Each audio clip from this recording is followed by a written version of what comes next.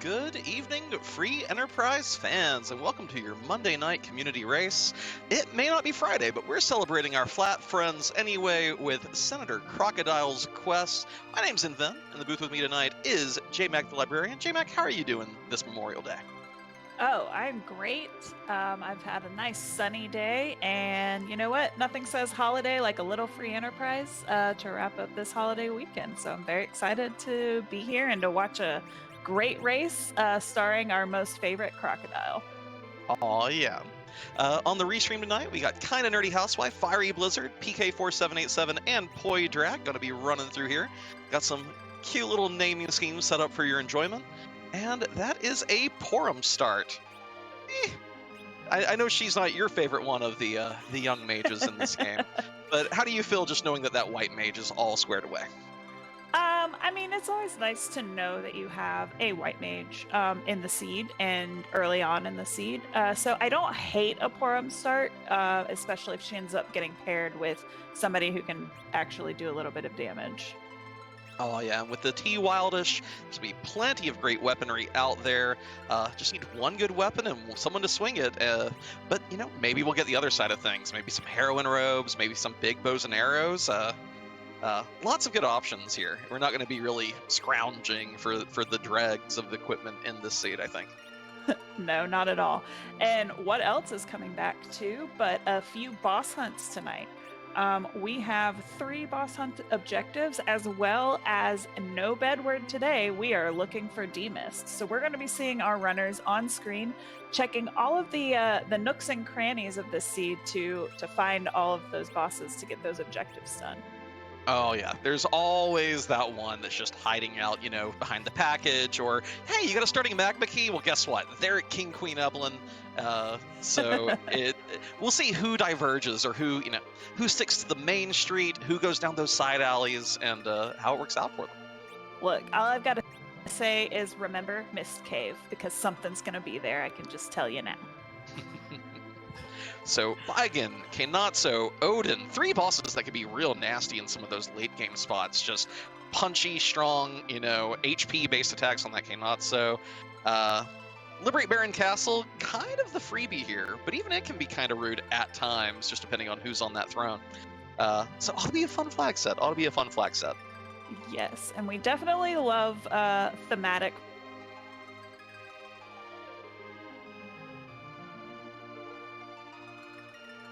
I think I lost you. I heard thematic, and then that was it. Are you still with me, J-Mac? Uh-oh. Well, while we're waiting to get J-Mac back, shoutouts to S-Grunt, handling the restream, Sheep Launcher, taking care of the tracking on this 4-player race. Always an adventure there. So ought to be a good one.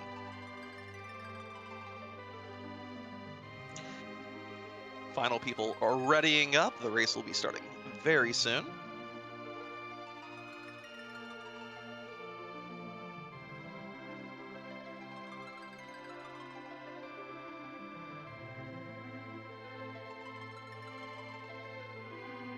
One other thing to note, as chat has pointed out, there are 2 different locations for the pass in this seat.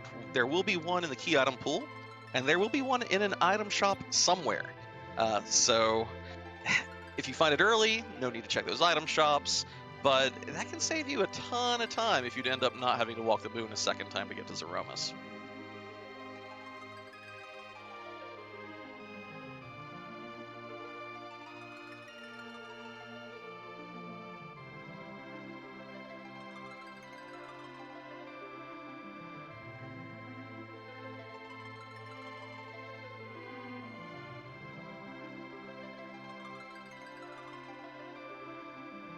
Now, one thing that I am curious about, of course, is with all the flag sets we've had with the free item in Bedward, at Bedward in Troya, will any of our runners who've not closely read the flags immediately fly to Troya, talk to Edward, and be given just a big opal of disappointment? Muscle memory is a heck of a thing, and then.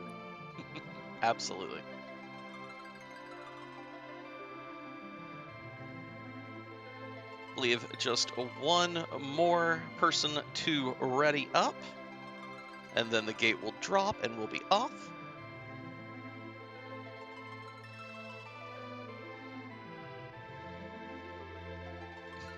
So, Inven, where are your favorite places to see these particular bosses? Where is Baigen the absolute worst?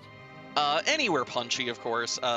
Pretty much every boss's worst spot in the game is the Ogo spot. Huge physical attack power and huge magic power. You fight him there, you're even going to be dreading the vampires that come out. But anywhere sufficiently punchy, when you have the 3 different parts of the body all just bopping your team, is brutal.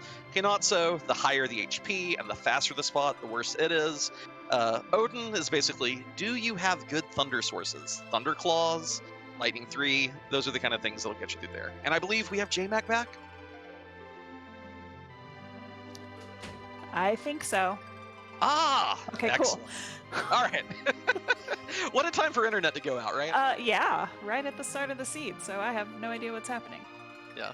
Well, luckily, though, we are slightly delayed. It looks like A Runner may have wandered off, and we'll see what the race admins decide to do about that. Okay. Oh, well, good. Nifty. All right, y'all.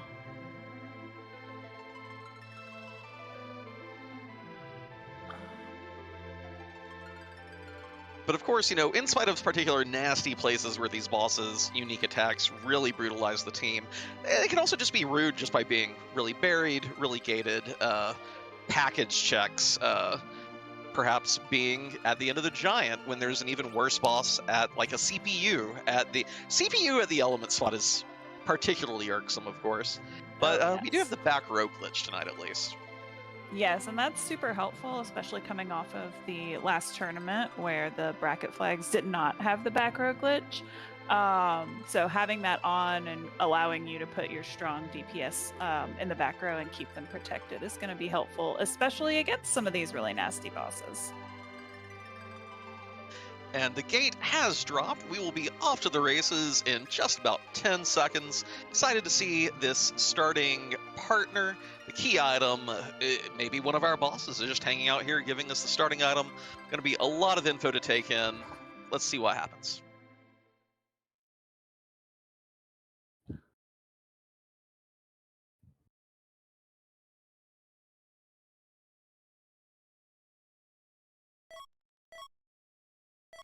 Well, that's not a key item. That is not one of the biggest hitters of the game. But, it's fine. Sid has a bucket full of HP, can equip any number of axes and hammers that you find, and can really carry you through the early game, even if he's not, one of the goats when you get to the end. Yeah. I'm not the biggest Sid fan. However, paired early game with a Porum, I think that's going to be pretty okay because, like you said, any items, any weapons that you find, most of them can be equipped by Sid in some form or fashion. Yeah. Even on like the archery front, any bow and arrow puts him in that back row glitch status, just like we mentioned. Fiery Blizzard here going straight for Evelyn Castle, one of the most popular loot spots on T Wildish. Poydrak always favors Watery Pass, not surprised to see him going there. And PK, PK is gonna give us a little fake out here, it looks like. Ooh, and we do have kind of a nerdy housewife going ahead and getting that Demas check out of the way. Only finds a water hag, but at least it's a free fight, so gonna pick up a little experience points and go loot. Nope, never mind. I was gonna say maybe go to loot the Mist Cave, but never mind. Takes too long. Yeah, it's only 3 hits to kill, but the cutscene aspects of it, waiting for Anna to spawn in, blah blah blah, and you're not even getting a full level there. I think even on the level 10 Porum. So fair enough.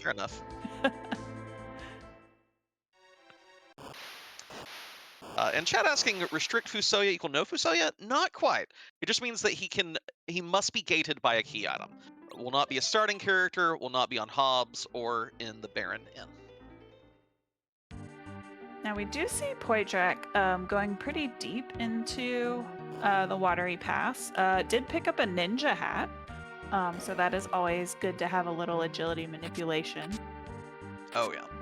But Fiery Blizzard here has picked up some real choice finds. I believe I saw 2 ninja blades. So if Edge is our Hobbs character or in the Baron Inn, gonna really be happy to have that gear. But here's the other side of Evelyn Castle. You gotta take your resets if you don't stop before the end. Trap chests will not be kind to this team right now. And Poijek also picking up a strength ring. So that Sid can kind of get online in terms of strength, especially that poison axe. So you've got some good attack power for these early boss checks for sure. Oh yeah, very nice equipment for that Sid. And PK here showing us it is Rydia on Hobbs being guarded by Antlion. A little rude at this spot. And not dishing out a whole lot of damage to chew through this 1250-ish, so this may be a little bit of a slog for PK. Yes, but he does have that Sid, so Sid is definitely not going to die in this fight with Antlion only hitting about 50 with his counterattacks, but yes, it is going to be a little bit of a slog, but worth it to get Rydia, obviously. And I believe chat called out, of course, 4 players on the screen. We're not going to be able to keep track of every piece of loot everyone finds. We'll have to get caught up as we go along. But I believe chat said there was a Leviathan summon in Damsian. So that Rydia can very quickly become the source of power for this team. She needs a few levels to get that 50 MP. Well, this commentator will be very happy to see a Rydia kicking butt. Yeah, PK makes it through, checks the one chest, starts walking down the mountain. Has kind of another quaint thing about having a Sid start is that, we have the 3 tiers of J items. There's the tier 1 that does diddly, the tier 2, which is great for the early game, and there's the HP-based ones, which usually you don't really get a lot of mileage out of, but that Sid start suddenly makes those kind of premium. Yes, that is true, and something that I have had to learn myself is leveraging those with a Sid in your party makes them a lot more useful early on for sure. Yeah. And Fiery Blizzard giving us a good look at his inventory here. Only got the 1 Ninja Blade, but has an Avenger, the tier 7 loot popping out on T Wildish. Going to be very exciting to find a Kane or a Cecil to start swinging that blade around. Always love finding a good Avenger. Kind of a nerdy housewife is showing us Antlion, which is a Mom Bomb, which, I don't really like seeing Mom Bomb anywhere because of the extra hit points. But in an early game spot in particular, Yeah, I think the big thing here is going to be whether or not KNH has any good... we see a Notice. That's the only multi-target J item she's found. So maybe it'll be okay, but I don't think that's going to sweep all the baby bombs once they come out. Oh, Fiery Blizzard has found a cute little treat. The pass is for sale in, well, not the pass shop, but the one next door in Troya. Very convenient. I can't imagine a lot of runners are going to miss out on that one. No, those are 2 of the shops that typically runners will loot and shop in. But you know what? With that Bedward not really being around, maybe they don't necessarily go shopping on S standard. So it'll be interesting to see who actually finds it and who doesn't. Yep. PK, meanwhile, has found Octomammoth in the Fabul Gauntlet spot. 3 hits to take a tentacle down, 2 more for each subsequent one. Gonna slow the boss way down. I'm pretty sure that Rydia is gonna get a healthy chunk of XP from this fight. And we do have kind of a nerdy housewife getting a twin harp from the Antlion. So that is a favorite check of ours. And Poijek will also be getting their twin harp as well pretty soon. Yeah, it's one of those checks that is a huge time commitment, but we do have boss hunts. I'm sure our runners will probably hoping that just forces their hand, forces them to go underground that way. Because you always feel bad, deciding whether to do it or to fade it. Both ways, it just lurks in the back of your head the entire seed, so... Yes, I do have a feeling that check will probably last, or be left until last with these early checks especially. But, I'm hoping that it'll be a required Twin Harp into Underground Access. Oh, yeah. PK, meanwhile, showing us our next key item, just an Ogre Axe. Well, I say that, and then the second one, right in the next just... Ogre Axe is my favorite Sid weapon. It's one-handed, it has high accuracy, it lets you have, that shield in your offhand, and if we end up on a hook route, boom, that's your damage versus Stellmen and Mad Ogres if you decide to take either of those trap chests. I think it's a great weapon. Yes, it is one that I tend to underutilize because I myself tend to be Team Poison Axe, but Team Poison Axe does not really help with the accuracy nearly as much. Now, one thing I'm very interested in seeing here, Fiery Blizzard has both Sylph and Leviathan summons. Hasn't gotten that Iridia yet. PK looks to be a little ahead here. Faded Antlion has a decent team rolling. But Fiery Blizzard has a lot of tools ready to come online and make this team very strong as soon as he gets to Hobbs. Yes. It'll be interesting to see, as we have seen a lot of our runners kind of take slightly different paths, but it seems to me like we're about to see all of them kind of go up Ordeals at the same time, because we've done all these early checks and we have not found our Underground Access yet. Yeah, only Ordeals and Baronin remain. I mean, Twin Harp, yeah, but I don't think anyone wants to do Twin Harp until Porum knows Berserk, at least. You Zerk sit up, you have an easier time because of the sheer... As good as Fiery Blizzard's Iridia is going to be, you're not going to hit with spells at the Cave Magnus fight. So, powering up your hits is good here. You. Wait, no, this isn't the All Gauntlet. This is just a random encounter. Okay. Yeah. I was confused about what was happening here on PK's screen for a moment. And when you get back attacked, it's very hard to run. Yeah, not the speediest of teams here. But leaving the encounters on is... Interesting. Now, I'm not sure if PK has the Leviathan summon, so this must be for the goal of getting Porum to Berserk to cast on Sid? Or does he have the Leviathan and just not enough MP on Iridia? That's what I have to suspect. That he either has, well, I would say Sylph, but there's no Sylph glitch on tonight. I don't know. Well, either way, we'll see in a minute. We'll see what happens, PK is, wilding out with new community race strategies. We'll see how this works.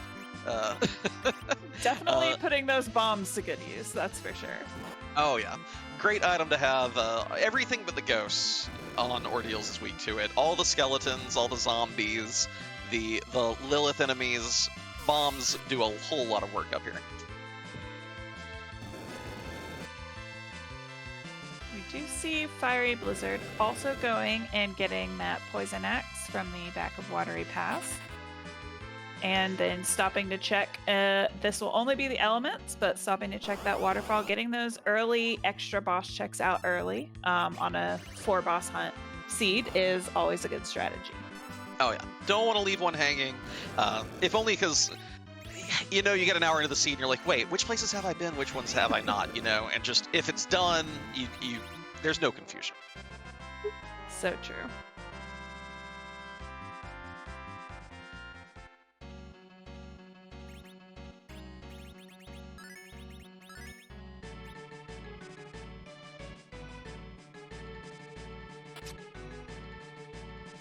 And it looks like PK is content with the team now. Yeah, that already had plenty of MP, so it must have been in the interest of Berserk. And there's KNH learning Leviathan on her Iridia, ready to make this summoner do huge work this seed. Yes, I cannot wait. Always love to see Iridia doing summoning things.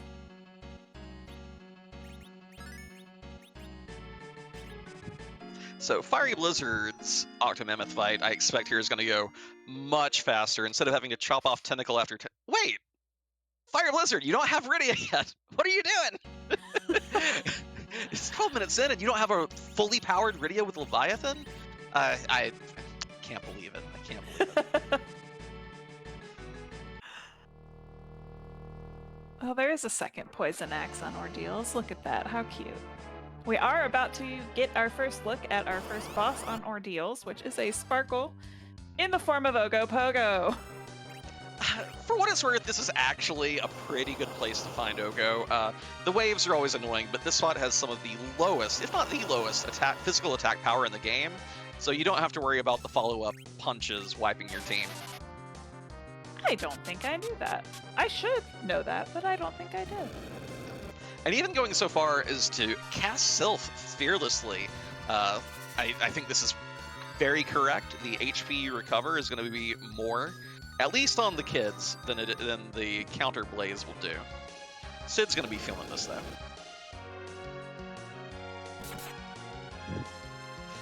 But yeah, the lack of Leviathan gonna be interesting here for PK, because Sylph is quite a bit slower. It has, like 3 different animation parts, whereas Leviathan just summon wave, just 2 big parts and much more damage.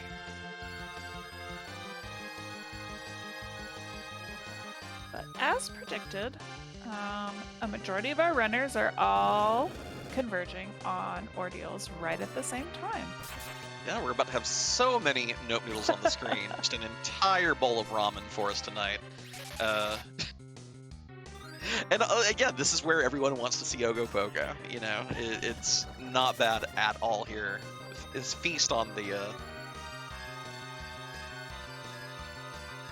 Canadian content. There we go. Answer me this. Is Ogopogo one of those bosses that can gate underground access? It can, yes. It's okay. Not in the, It does not count as an unsafe boss. It sucks, it's real rude, but it doesn't have any of those unique traits that can just completely ruin, things in perpetuity. Sometimes I feel like Ogo should be in that because he is rude, but... Now, we do see Fiery Blizzard not go to Ordeals and instead go to Baron Inn, where we have seen an Ashura, and I already missed the character who was sitting there. We'll have to see that in a minute. It is a Palom, and that's one of our boss hunts. Odin here, taking the day off, dressing up as a small child, hanging out in the Baron Inn. But very slow here, but we don't have a good source of lightning damage yet. Will Fiery Blizzard get through this fight before the Odin swing comes out? Now, he does have some lit arrows. I don't know how much power we can give, but, well, not much. It's Porum, It's still like a level 14 Porum.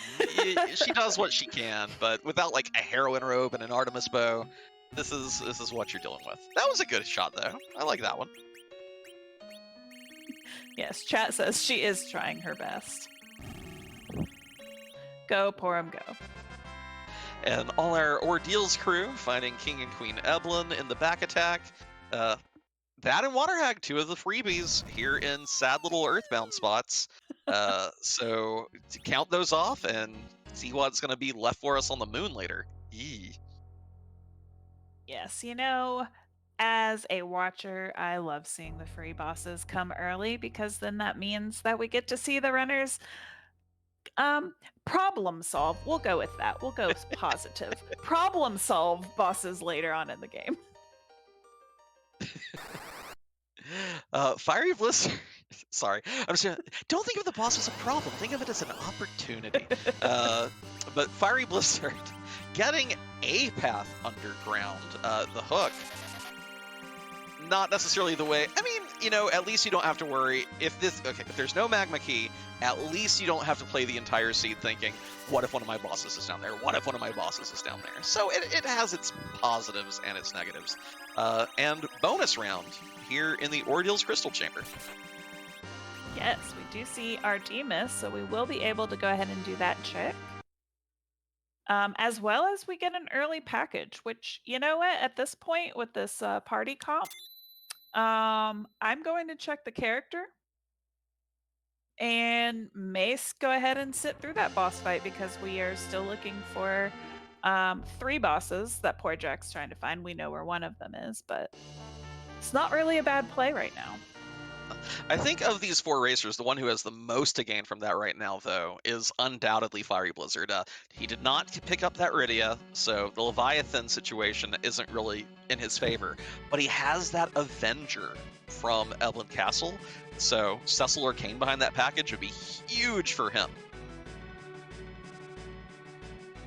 Yes, because he is starting to climb this Ordeals again with just 2 characters in their party. Kind of wondering if Fiery Blizzard just kind of forgot about Mount Hobbs, which is very possible.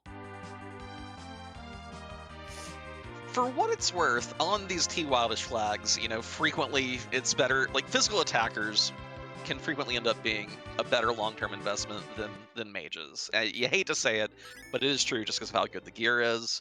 So maybe just didn't want to sit through that fight. I can't see. He had to have peaked it, right?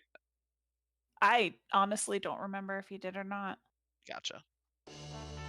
PK gets an apple. Neat. Have some lunch. Ooh. Oh, yeah, that is definitely a character I'm sitting through right now for that. Yeah, if we didn't have the boss hunts as well, the boss hunt makes it a little less risky because you can assume, well, everyone's hunting these bosses. Let me do this just to have that safety. But Edge is most welcome to see with this team. Yes, especially because we have found the full moon. We have found. I feel like we found another Edge sword. But either way, it's an Edge. An Edge can dart things. Yeah. The funny thing is, Fiery Blizzard apparently didn't want to sit through that for Rydia. He has a Ninja Blade.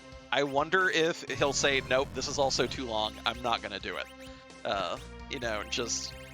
It's interesting because it has a lot of the really good loot and gear, but isn't going for the characters who can really take advantage of it. It's curious.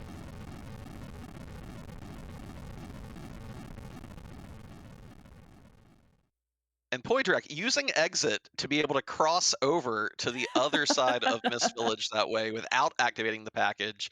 Cute little bit of tech. You'd love to see it. I love little cheeky sneaks like that. That's cute. Yeah. But does appear to still want the Edge, just didn't want to have to fly the airship back to the other side to actually peek that boss. I might have to practice doing that. That's a nice little time save there.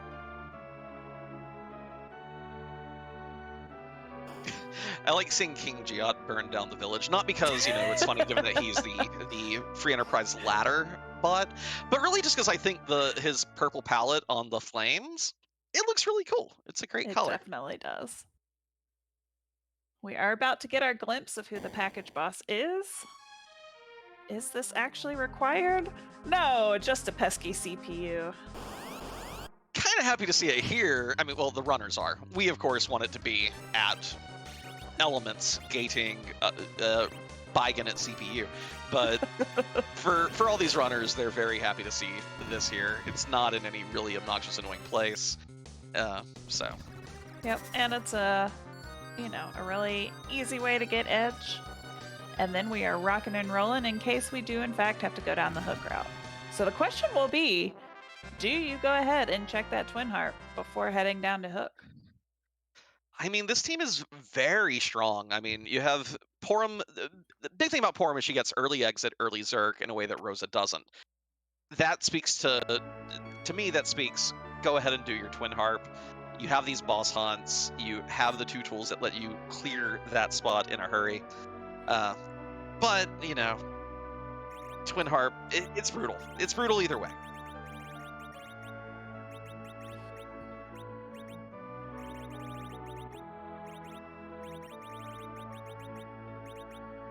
An impressive amount of synchronicity between 3 of our runners tonight. All went to Ordeals, all are getting the Edge. Fiery Blizzard being the one, the black sheep of the family, going out here and showing us, a different tack to take this season. Yes, but I do have a feeling that all three of these runners are going to head straight to Baron Inn, because I would check Baron Inn before I would go and do a Twin Harp. And well, PK doesn't even have the Twin Harp because PK has faded Antlion. What a surprise!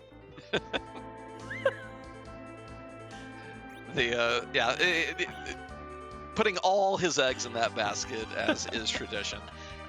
For his sake, I mean, it makes his overworld routing a lot easier, to be sure. You know, doesn't have to fret over that spot, but for his sake, gotta hope that none of that's going to be there.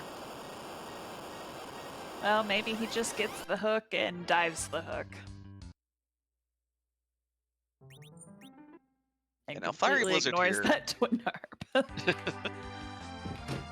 Again, real curious if Fiery is going to go for the edge here. Just has such good gear for him.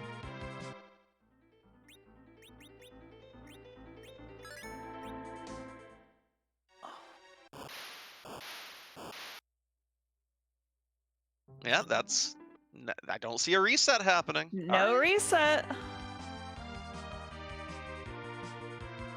Good job, Fiery. Get that edge. Oh, PK, no! You gotta commit to the bit! Oh. Tisk, tisk, tisk. Yeah, going to Antlion now that he has exit on Porom, has an edge, like, you know that this spot's gonna take next to no time. So, compared to doing it at the start with Sid and Porom alone. So, yeah, I guess that makes sense.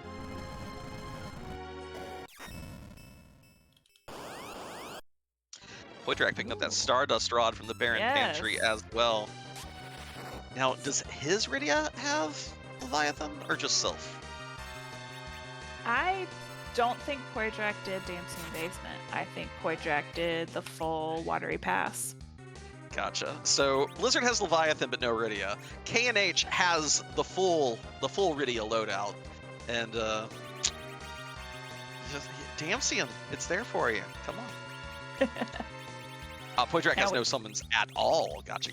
Thank you. We did get a glimpse of who that Sand Ruby character is. There is a Kane in Kaipo. So we have spotted an Avenger Yielder. Yeah. But the three of our racers still haven't been to Evelyn Castle, which again, it's so surprising because back in the Adamant Cup on the T-Wildish group flags, everyone was all about that place, and yet only Blizzard has been there on this restream. Yeah, it could have been the starting characters, though. I'm not necessarily going straight to Evelyn for a Sid, when you can find, Sid gear and Mage gear in other places. Yeah. But now that the edge is around, especially if this is a forced hook, I could definitely see our runners going to Evelyn as soon as they are headed down that hook route. Yeah. And PK has exhausted these overworld options, well, Twin Harp notwithstanding. Let's see if he picks up this hovercraft or if he's heading over to the forests. Or Baron Inn something. First. Oh, he's not done Baron Inn yet. Ugh, No. 4-player races. How do we even do this? It's impossible. I don't know. This is a ride for sure.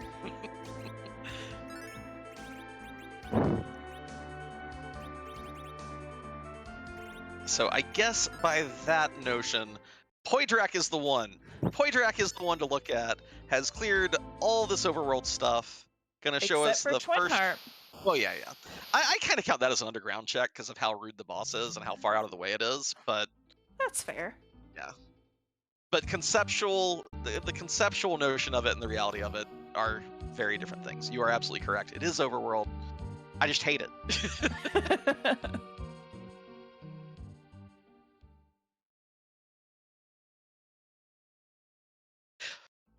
But launching the hovercraft seems to say, nah, I'm good on Cave Magnus.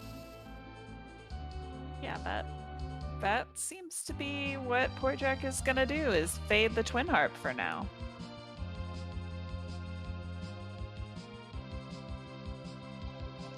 And Fiery Blizzard entering Mist from the left side didn't get that Mist item, so does have to fly back here the second time, and just, of course, the gold apple.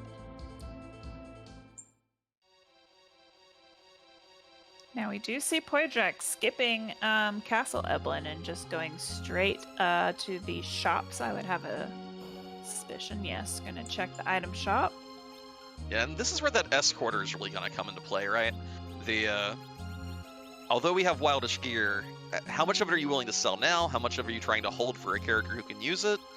And how much of it's even worth anything? Yeah, that is always the big question, is how much do you want to fight the inventory boss when it is T-Wildish and you are getting a lot of great gear? Still 4,000 shy, was eyeballing that Leviathan, but unwilling to part with the remaining gear that would get him up to that cash total.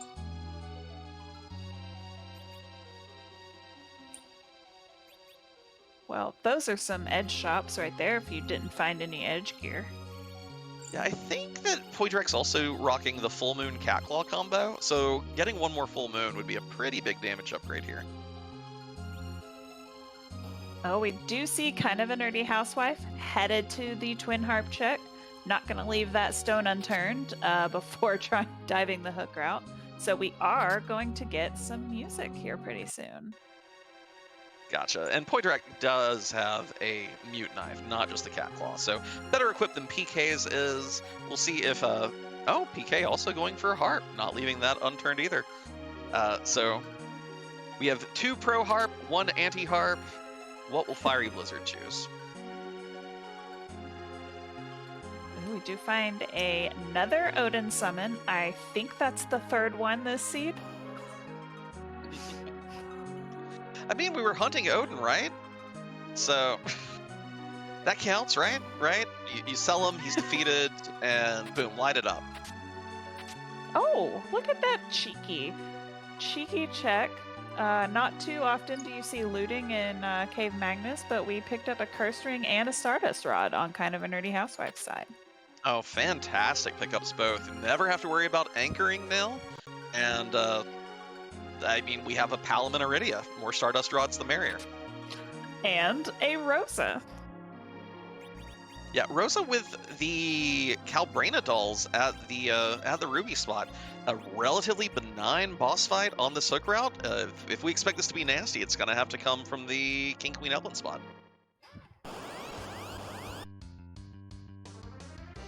Yes, that is definitely a boss I don't hate to see on the hook route, is the dolls. It splits up that HP and makes that fight much more tolerable. Poydrak exiting out looks to be very intent on getting that Leviathan summon. Must have gotten enough loot to... Yeah, here we go. Goodbye, Odin.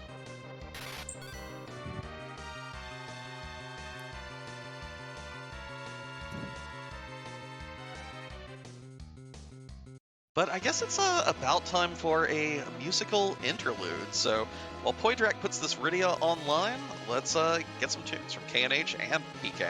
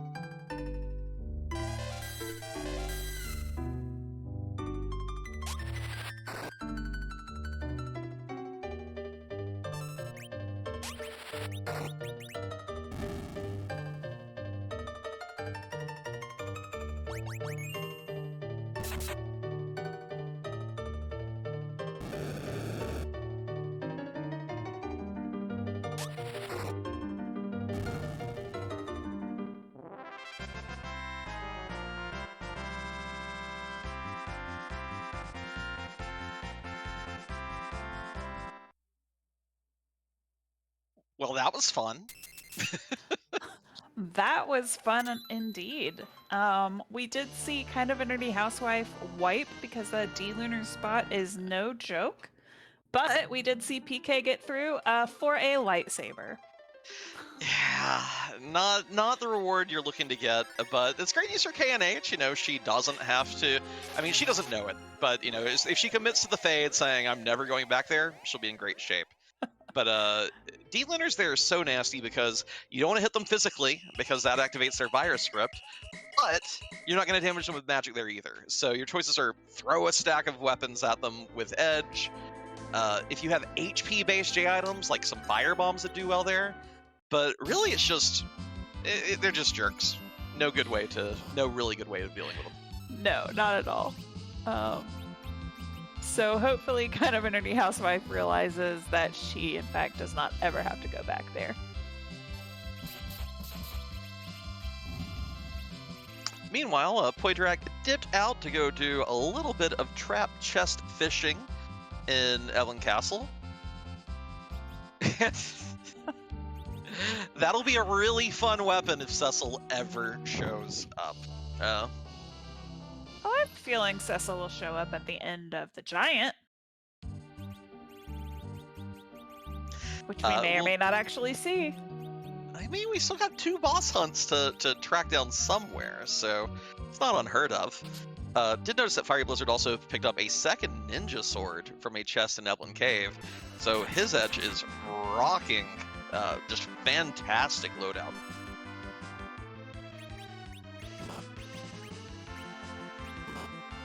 But looks like we're about to have a big convergence yet again. Everyone down this hook route.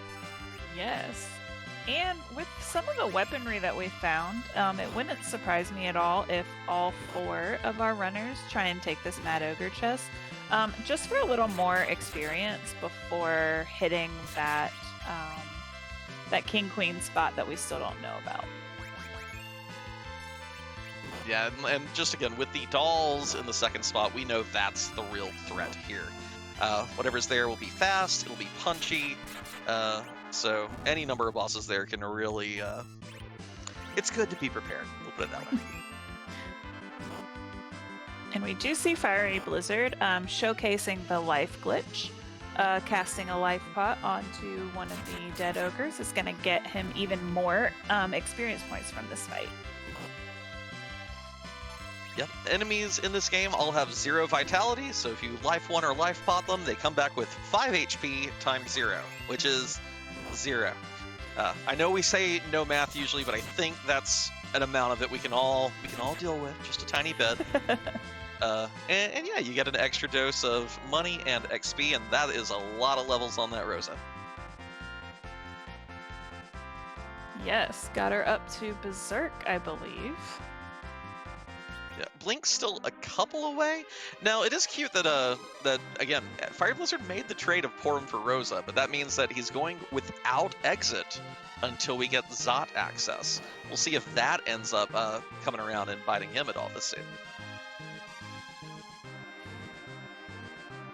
The only place that I can see that being a problem, and I was going to say Luca Cave, but you have to warp out of there. So, I don't know. Right now, maybe just the Fey March? Yeah, because if Blizzard does go to Cape Magnus, well, he's going to see the lightsaber and then reset anyway. And he already knows where the pass is. I mean, I guess he'll probably not go to the Lunar Subterrane unless he has another source of exit and just purposely clear everything else first.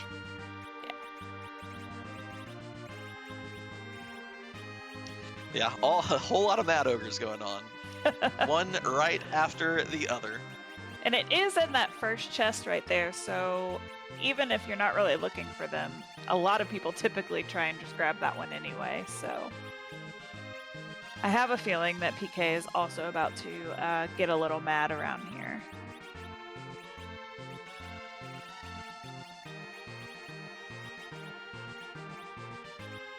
Fiery Blizzard outfitted this Rosa, tenting up, anchoring with Rydia. I know. I'm sorry, J-Mac, I'm sorry. But level 1 Rydia does have the 4 agility here, which means that in spite of this extra speedy King-Queen Evelyn spot, Fire Blizzard's team will be acting just as quickly, thanks to that really slow anchor. Yeah, that's okay. PK just got rid of Rydia, so...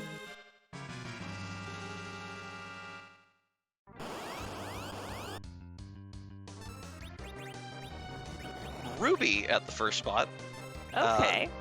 Yeah, the Fire 2s here not going to do too much damage. I think Glare will still take down... Well, I think that Sid has... Yeah, that Sid has Dragoon gear equipped, so he's only taking half damage. But timing your Ice 2s to actually hit the open cape might be the most complicated part of this fight. Thankfully, this spot does not have that much HP, so it shouldn't take but a couple of edge hits to knock this Ruby down.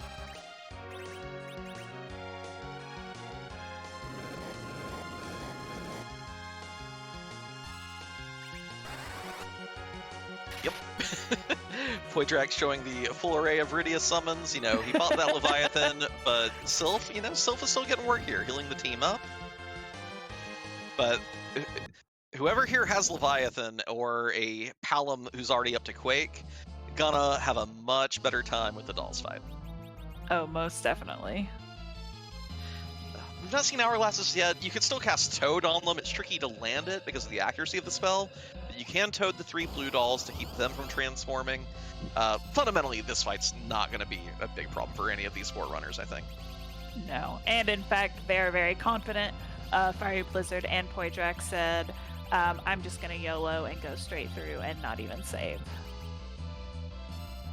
Well, speaking of YOLOs, Poydrak pulling out the Grimoire, landing one of the big hitters.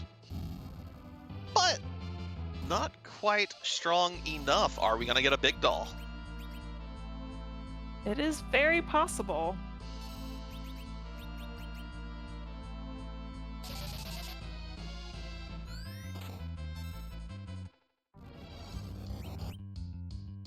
There it is. And the real awkward thing about the large Calbrain in this spot is that with so much HP, it's entirely possible Poydrak's going to knock it down to low enough health that it reforms the dolls. That Leviathan didn't even hit. Yeah, I think it was queued up before the dolls transformed, and so this Calbraina occupies a different enemy slot than any of the 3 Cals did, and thus it didn't have any valid targets on the screen. Ah, yes. The behind-the-scenes mechanics of boss fighting. Yeah, just to... While we're saying... Oh, and the more big dolls! Yes! Yay! The I mean, I'm so sorry, runners, who are going to be listening back to us not cheering for big dolls today. And there we see the doll break back down. I think Poydrak now is going to lean into the Leviathan here. That Leviathan should just one-shot them if you can get it off, if you can keep Rydia standing long enough to cast it.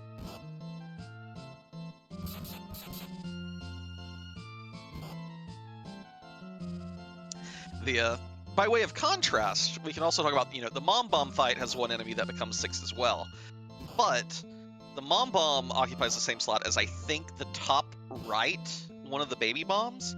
And so you can actually queue up a spell beforehand, a multi-target one, and then when it transforms, it only hits that top right one. That one. Yeah. But even more strangely is that if you queue up a kick, the kick will hit all of them anyway. So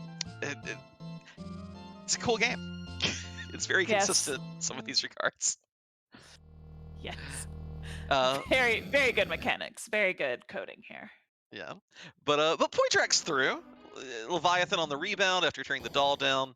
And, hitting that pitfall at 42-42. Finally underground. Who's this boss up here? Ooh! Nice heroine robe. Yeah.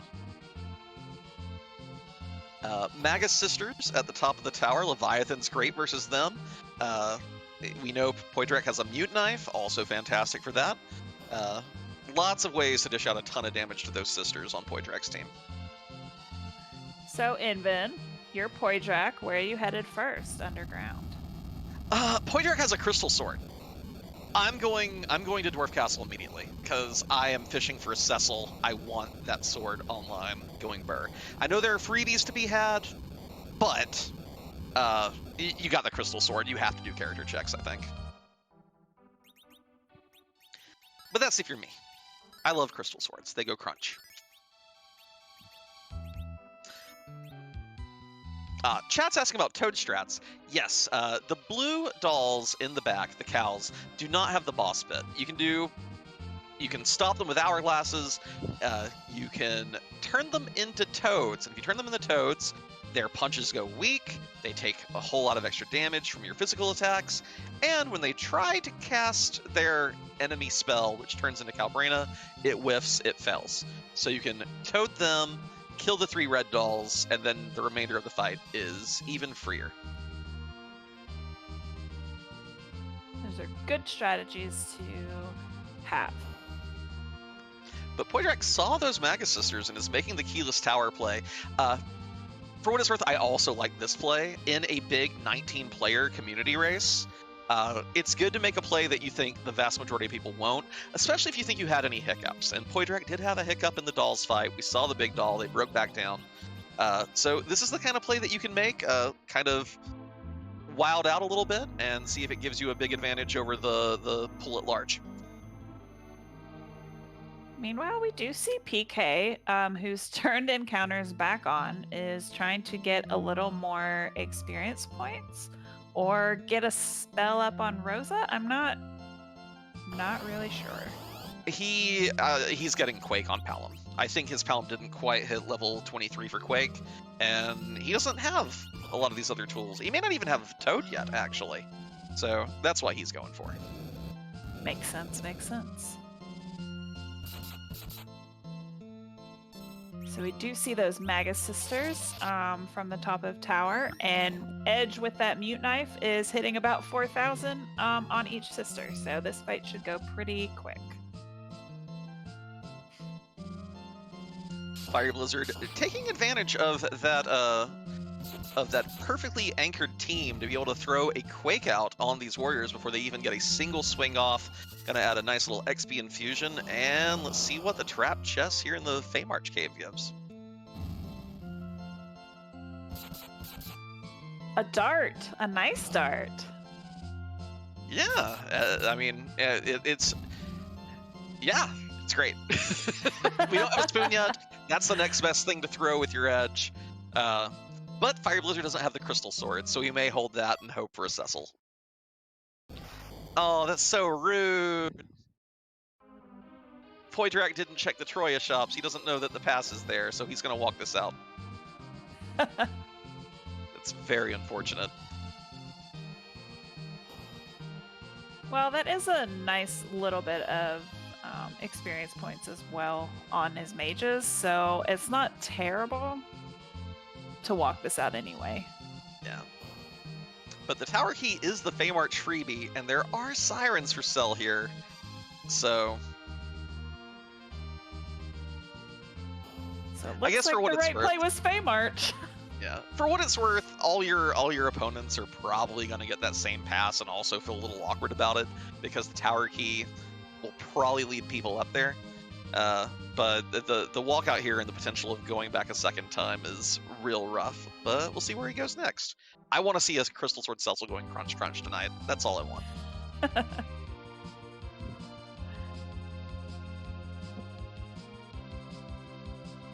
Well, it looks like he might be going straight to Dwarf Castle after healing in the dwarf pot. I'm waiting with bated breath for Fiery Blizzard to show us an Odin at a real nasty spot here. Well, we've already seen the Odin. Oh, you're right. You're so right. Ugh, okay.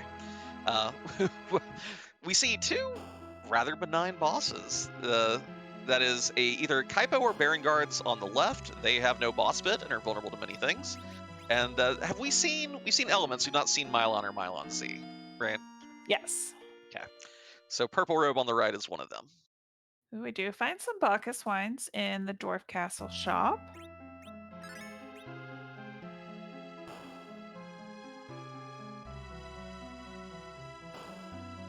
But Fiery Blizzard looking to tackle these fights. I like it. I like it. You're here. Why would you ever come back a second time? Well, especially that free one right there. Well, you say that. let's Free-ish. let's see if they get a punch off before this quake goes out. Does he say charge? Oh, he didn't get the charge off. Okay. Oh, the two of them are still standing. And this spot is very punchy.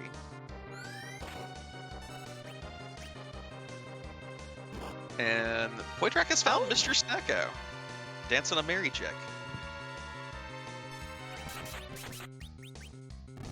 Well, that does become another one of our objectives. So really just the one boss hunt left, and of course the Baron key.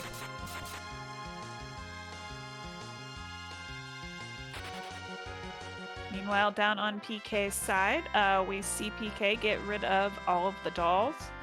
So he is now through the hook route.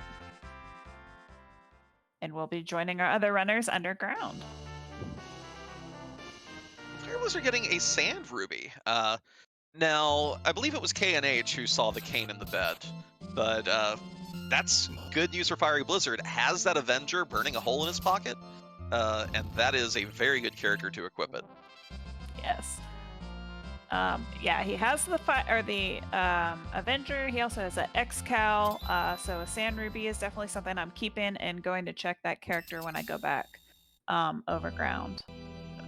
Not going to bother with that Mylon variant, it seems. Not even going to see which one it is. Just getting out of here. Wants to do that character check, I'm guessing. Has all this... is that another edge? Well... I mean, at this point, we're a little weapon starved for him, too, aren't we? Yeah. Everybody except for Fiery Blizzard, because in theory, I think Fiery Blizzard has found 2 full moons and 2 ninja swords at this point. Poitrak as well. Just saw the ninja swords. I thought we were still dealing, I mean, mutant knives are great, but Poitrak has also gathered the Hanzo steel in his travels. And that is a Mylon Z down at that queen spot.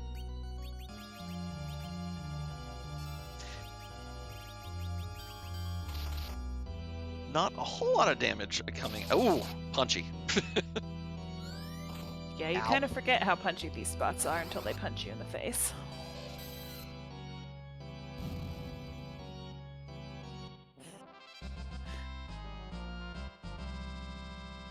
KNH saying, nope, not this time.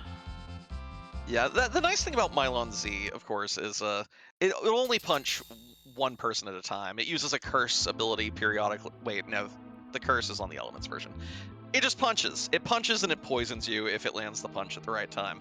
So Blink kind of gets you through it. Anti-undead defenses get you through it. Weak to fire and holy, and even thrown stuff. It's floating, so those full moons that we have, double damage there.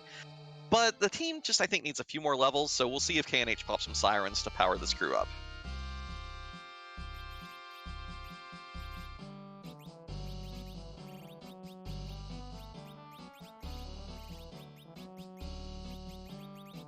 And I looked away for a moment. Did we see what Poitrak got from Dwarf Castle?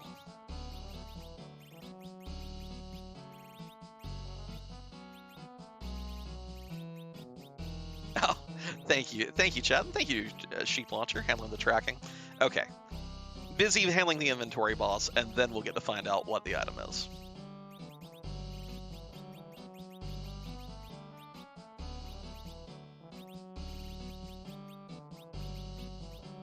And it looks like JMac has lost internet again. We'll see if we can get her back in a moment. I am back. I don't know what's happening. Well, you didn't miss a whole lot. There is a ribbon as the reward. Of course, the real value of Dwarf Castle is the combo of that second edge and that Beigen objective. But we are running low on earthly checks in general at this rate. And we still have to find the darkness crystal to get to the rest of our checks here. So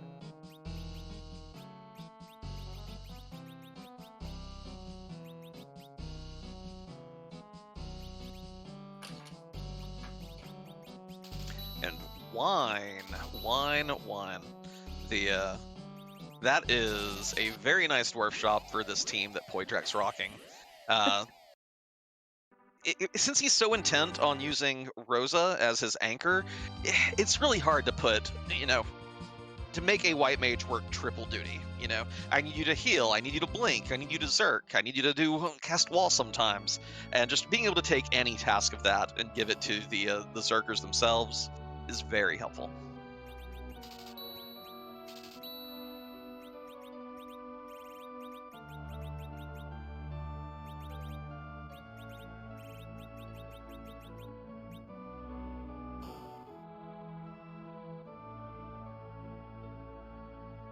Big convergence again at Dwarf Castle.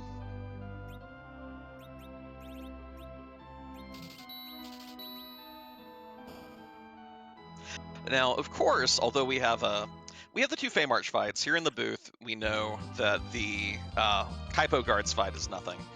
But Poydrak will get this tower key here. Feels a little bad. Sheila 1 and that Twin Harp is still lurking for 2 of our runners. Well, 3 as well if you count KNH's, which went unfinished. So hard to choose where to go at this point if you've already made that tower gamble. I think the keyless tower gamble.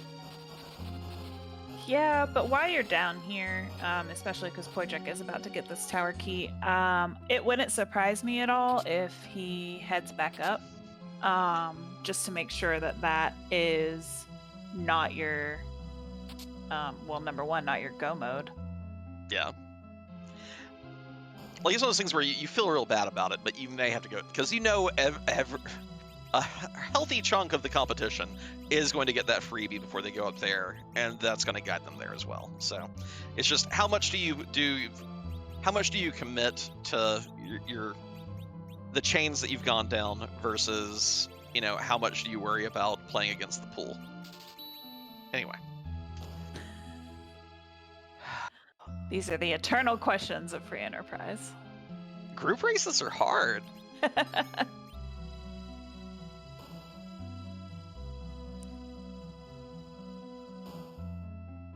We do see Fiery Blizzard headed straight to that tower.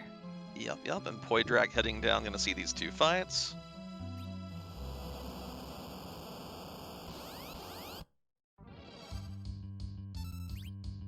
It's gonna be real funny when Sheila 1 is Darkness Crystal. Our team is so strong. Let's just do the entire Underworld while we're here. Oh. Yeah, but with these boss hunts, you kind of don't want to necessarily leave all these checks unturned. Yeah. It's different than just looking for key items.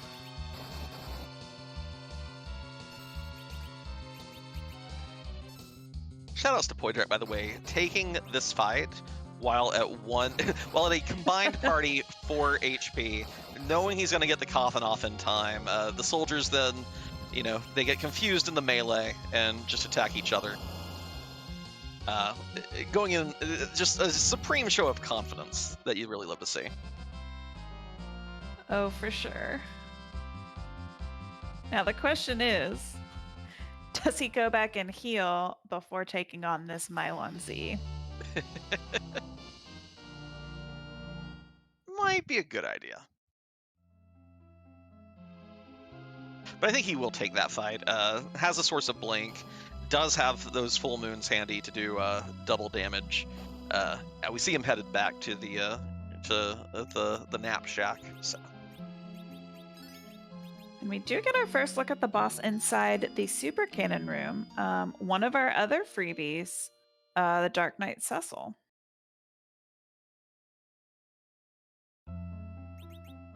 which normally you would just wait for 3 dark waves, except for when he's in a few spots like this one where you're just like, nope, and you bonk him on the head one time and he dies.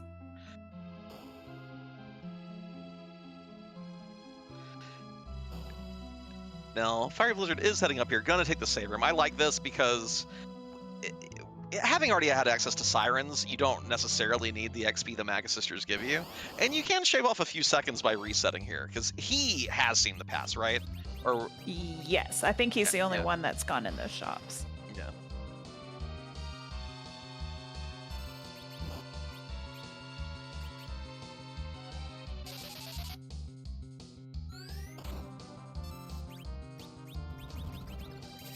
I wonder if... looking to see if Poydrak has any other good throwables here.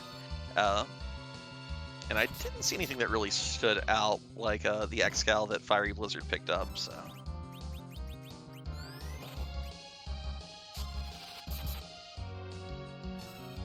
And that punchy Mylon Z taking down the first Zergt edge here. But I do love seeing the full moon wreaking havoc, because Mylon Z is in fact floating, even though he does not have a shadow. So yeah, that full moon is doing extra damage. Yeah, conceptually, you know, they're like, well, we have this Earth Elemental. How do we make him immune to Quake? Oh, just make him fly. But he's an Earth Elemental. Well, don't make it look like he's flying. Just, you know, just apply the status. Don't change the sprite. Problem solved. And thus we get to do double damage with throw-type weapons. Meanwhile, K&H is headed down the Sylph Cave. Gonna go ahead and do that Sheila 1 check, or at least set it up, before making their way to the tower, would be my guess. Poydrak has wrapped up the Fey March in one single trip. Very well done. Everyone on the team he wants standing got XP, and the reward? Whoa. Oh, that's what you want to see. That's big. That's big. And now I think it's going to be real hard, I think, for Poydrak to go back for the tower key, given that he just got that. Like, you may feel like you spent a little bit of time doing the keyless tower. It may just be commit to the bit. Let's do our Sheila freebie and let's get to the moon.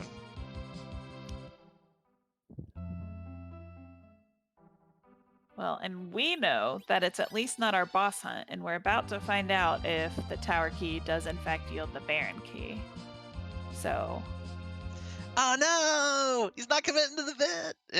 I don't know, I think I get that Darkness Crystal from a Fey March fight, and I'm like, see ya nerds, I'm out of here. But again, you know, it's so weird. You have to have a completely different mindset from ladder matches and from tourney matches when you're in these huge group races, you know. How do you want to gamble? Or if you're trying to, you know, swing for the fences and, you know, take home the big win over, you know, the entire community. It's a tricky thing to gauge. Was that a vanilla pan I saw? I was looking at... It is vanilla pan. Thank you, chat. Gotcha. And Legend Sword for the Tower Key reward, so nothing too exciting there. We do have Altsmith on, so it's not an X-Cal, but at the same time, our teams look pretty strong across the board. Yeah, but when Forge is not required, I'm not going out of my way to come back and get it. Agreed.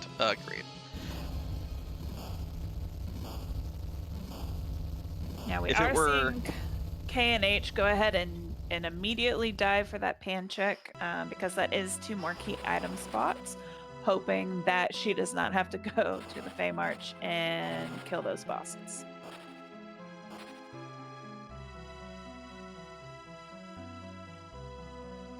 Yeah. I'm not going to miss it this time. I'm going to see what these tiny fairies have for us. Everyone else is just retreading ground. K&H, show us something new.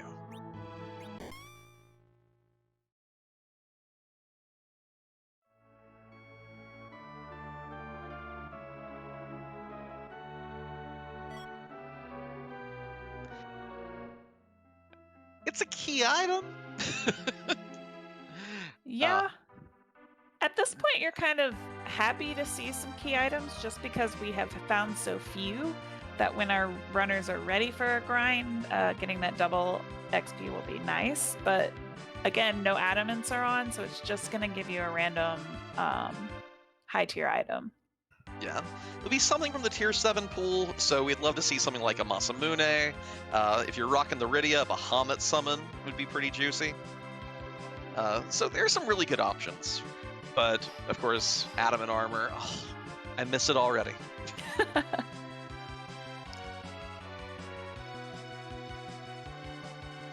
Fiery Blizzard also going to loot back for the pan.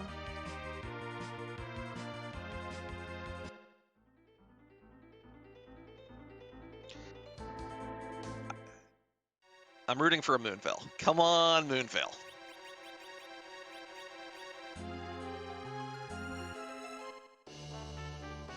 Ooh. A Masamune!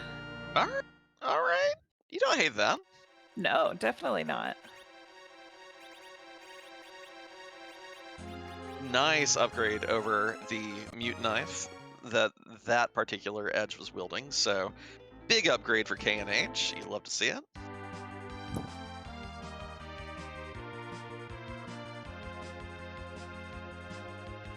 Sheila 2 next on the horizon.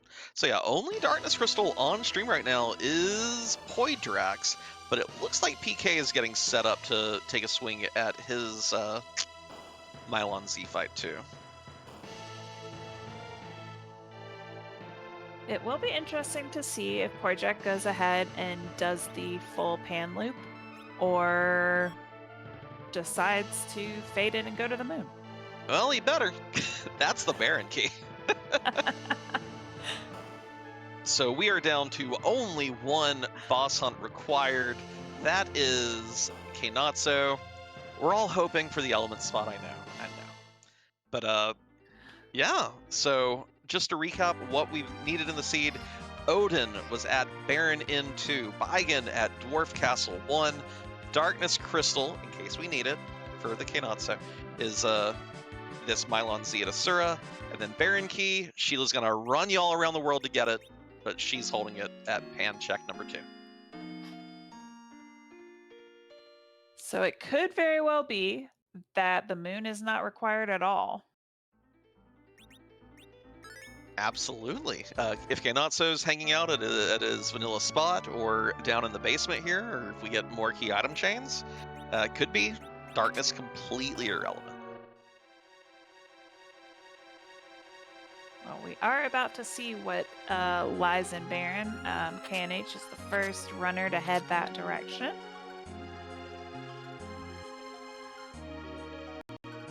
The Baigen spot was a Bahamut that gave us our first item of the game.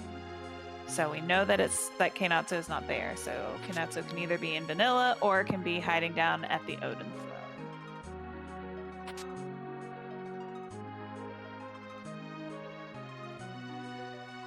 K&H doing a little bit of looting through this Baron realm.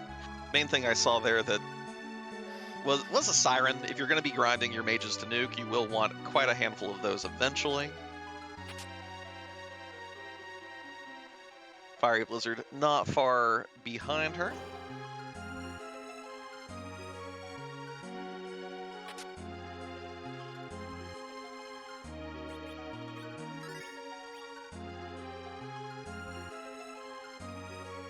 So it will be very interesting if Keinatsu is hiding out in Baron, because both K&H and Fiery Blizzard kind of skipped over that Fey March. So they may not have to go down rabbit holes that our other two runners may end up going down. Yep. On the other hand, if this does end up just being the Baron objective and nothing else, PK and Poidrax are going to be very happy to already have that Darkness Crystal under their belts. For sure. And we do know there are 2 passes in the seed. One is behind Magus Sisters at the Luge spot. That looks to be where PK is going to be headed soon. And one for Cell in Not the pass shop in Troya, but the other item shop, the vanilla item shop. Well, not the vanilla item. The one that only sells items in vanilla. There we go.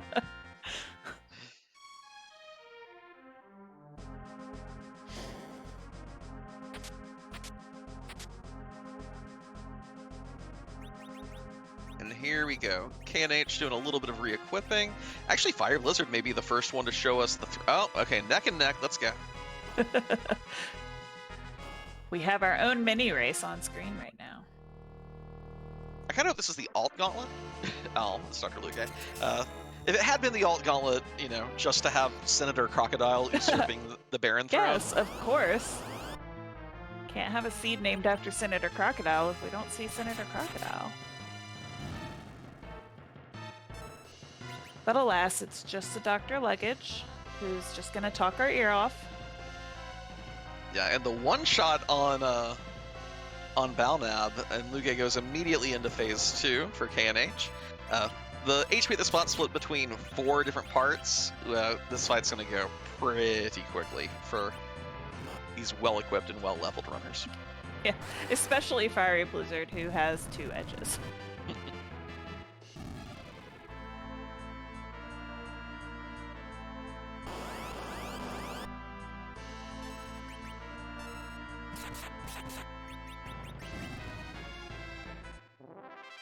And there we go, KNH through. No poison gas in the second part. The character is... Just a young. Cecil No, is at the Cecil. end of the giant, isn't he? He's at the end of the giant. He's at the end of the giant.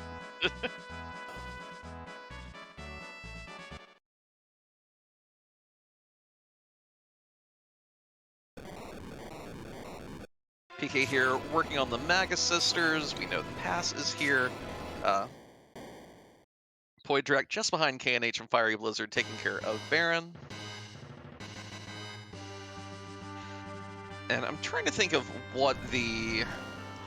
I guess Earth Crystal down here in either of these spots would be pretty nice. It doesn't quite gate the first boss of Zot, but you don't want to go there without it. And it is the Adamant Rock. Again, like you said, I'm not inclined to forge on this flag set. You aren't. I mean, maybe if it were like T-Pro, all of a sudden that value becomes meaningful, but it's such a... Why is the Kakol cutscene so long? I don't know. I definitely don't know. Ooh, but not looking at the basement. But Fiery Blizzard's already done most of the underground. Let's see if he runs back in here for the Odin Throne. Oh yeah, saving and immediately entering. Going to go check that spot. It looks like KNH has not done tower. That's so right. she is having to go back in and do tower.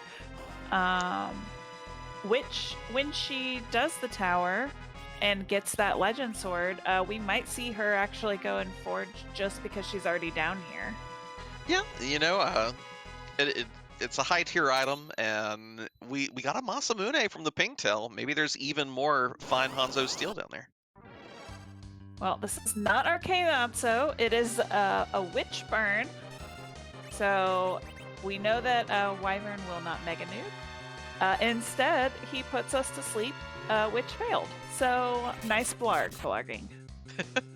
I'm impressed that missed everyone here. This is pretty high spell power, so I'm wondering if it was if just the gear we have equipped happens to resist sleep, or if maybe sleep is one of the abilities that is only single targeted because it's considered too strong by the devs. It really is surprising that it did not hit a single party member here. Yes, I know we have a couple of ribbons.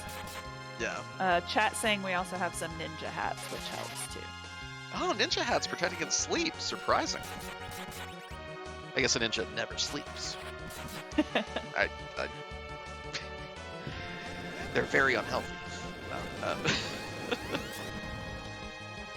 We do see the nukes coming out though, and hitting our white mage. A little rough here. Sometimes it's actually meaner when it is Witchburn, just because you're not getting the bonus Mega Nuke damage to open the fight by reflecting it.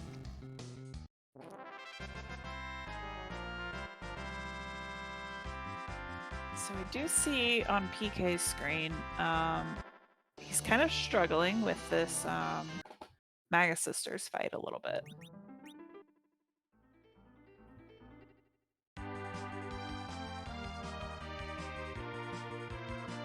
And that was just a crystal ring from the Odin Throne. So a good piece of gear, not one that I'm prone to walk out at this point.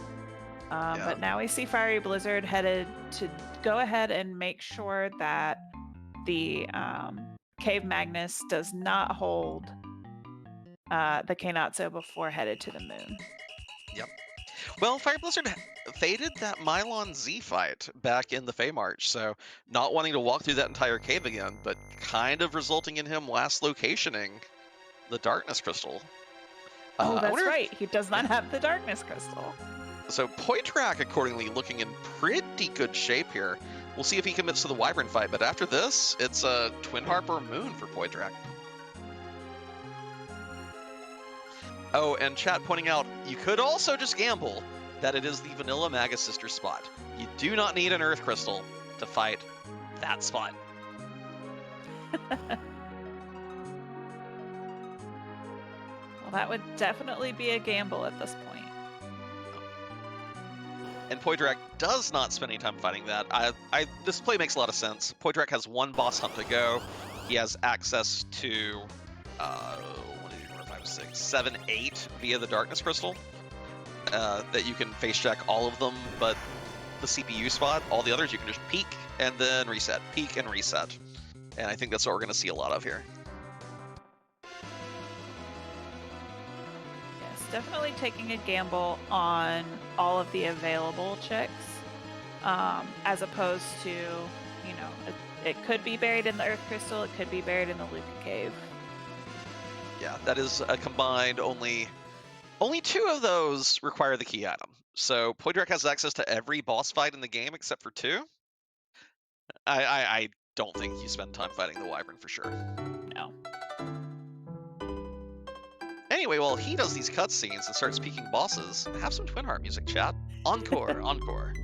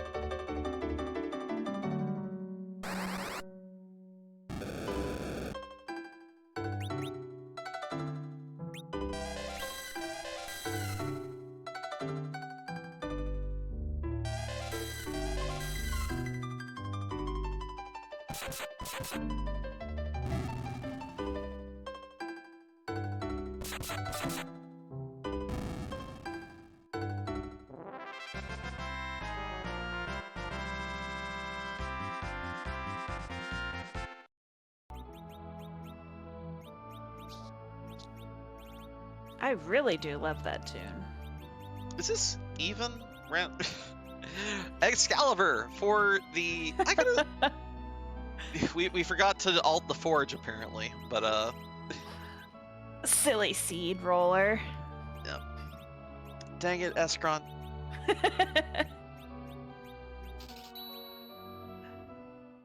But Poitrak here, only one on the moon. PK has a little bit of catching up to do. Got a little, had a few hiccups in Lower Babel, notably with the Maga Sister fight. They're playing a bit of catch up, but KNH and Fiery Blizzard, no Darkness Crystal. So Poitrak, at least of our 4 restreamed runners, very much his race to lose at this point, and PK going to be coming in hot behind him. We are about to see that our moon character is none other Vanna Cecil. Poydrak I has was had that wrong, crystal everyone. sword. I was wrong. Do you remember roughly when Poydrak got that darkness crystal? It's been like probably about 20 minutes or so, and just sitting there with that crystal sword the entire time. Oh, but You know, he's here now. I can't even fault Poydrak for getting rid of Rydia for a crystal sword Cecil. Yeah, this damage is going to be real.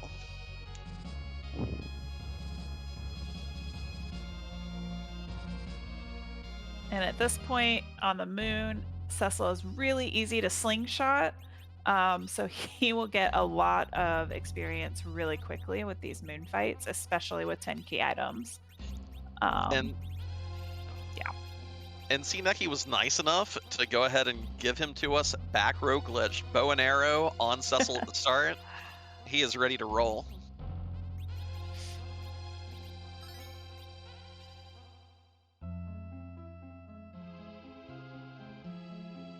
So we do see Fiery Blizzard taking a couple of eggs, doing our egg grind to get some levels on his edges as well as his 2 mages. Yeah, he has 10 key items. He knows that whatever's left is gated behind that Asura fight. Gonna go ahead and get the power now rather than waiting till later.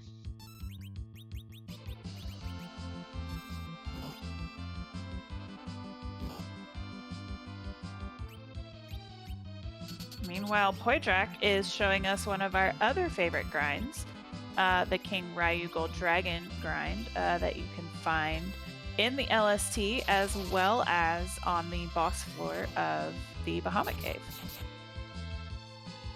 Yeah, big XP here. With 10 key items, it's going to be each one's 60,000. If you get a life glitch, 180,000. Cecil's getting slingshotted and has 10 key items.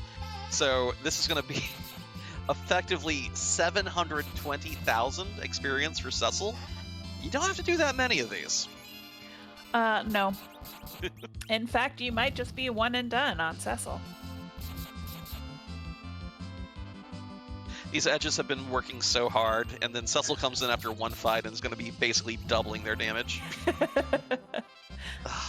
What a show off. That's a few levels. Fun fact, back in the day, there was still triple slingshot, 3 times XP for characters who were 10 levels behind the party median. And and that 180,000 there, when you tripled it, was the perfect amount to put Cecil at level 45, which would also put him at base 28 agility, which is one of the good Zeromus breakpoints.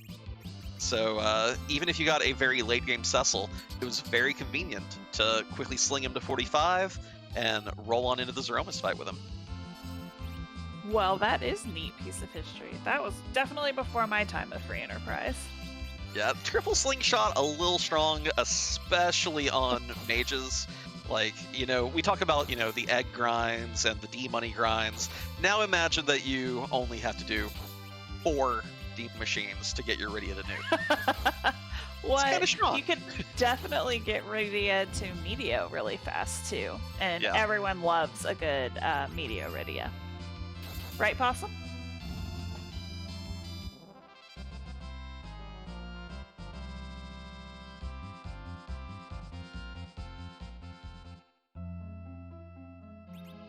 Leviathan at the Bahamut spot, not going to be taking that fight. Poydrak is interested in one thing, and it is turtle soup.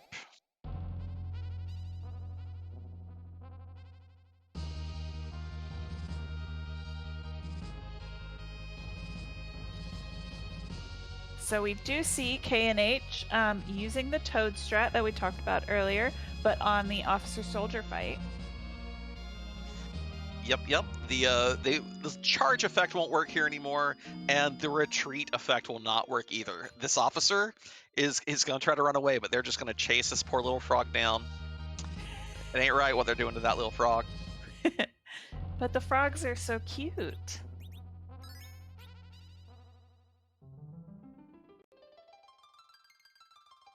I do love that being a frog means that he can't run away, though. It really is funny. Like,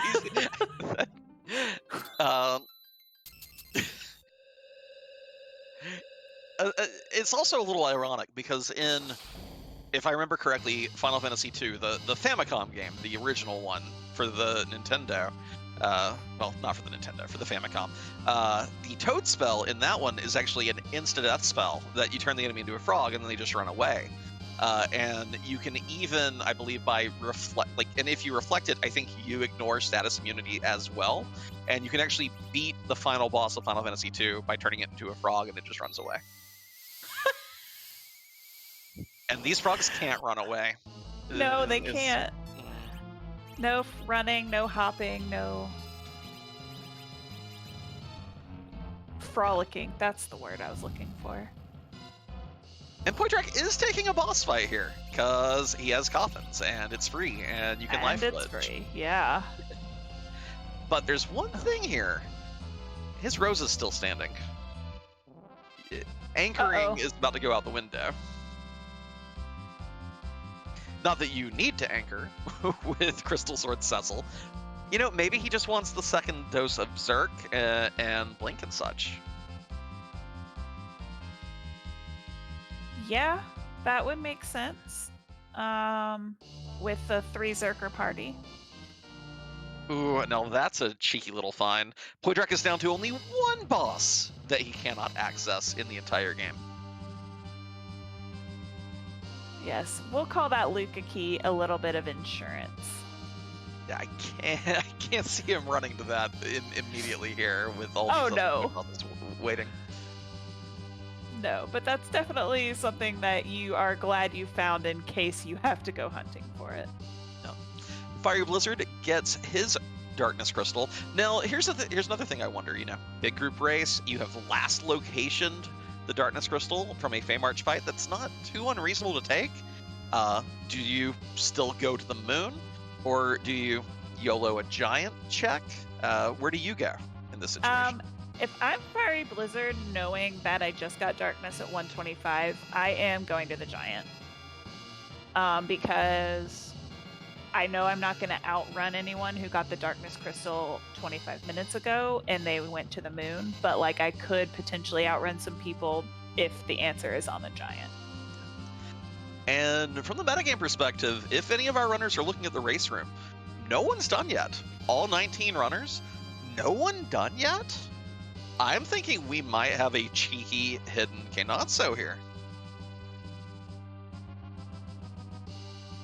Yes, and I mean, Fiery Blizzard did a few eggs, but you know, getting that extra experience on the giant, especially if it, you know, ends up leading to the Kenatsu, especially if you have the preparations for a Kenatsu, especially that element spot. It definitely would probably be the place I would end up going. Poitrak here going to have a flurry of resets on anything that's not a turtle or a complete freebie, which I think the only remaining real freebie is Dark Imps, right? Yes. Okay, I say that, but Dark Elf versus a Crystal Sword Cecil, it's effectively a freebie. But, yeah, moving on. It's not your turtle, move along.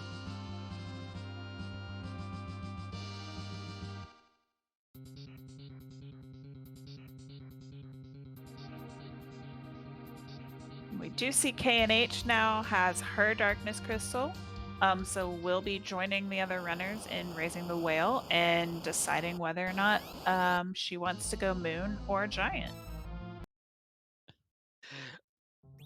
And the Paladin Cecil making that fight free as well, technically.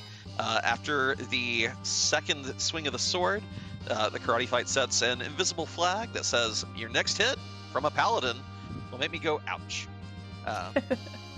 But again, no time for that. We gotta find a turtle.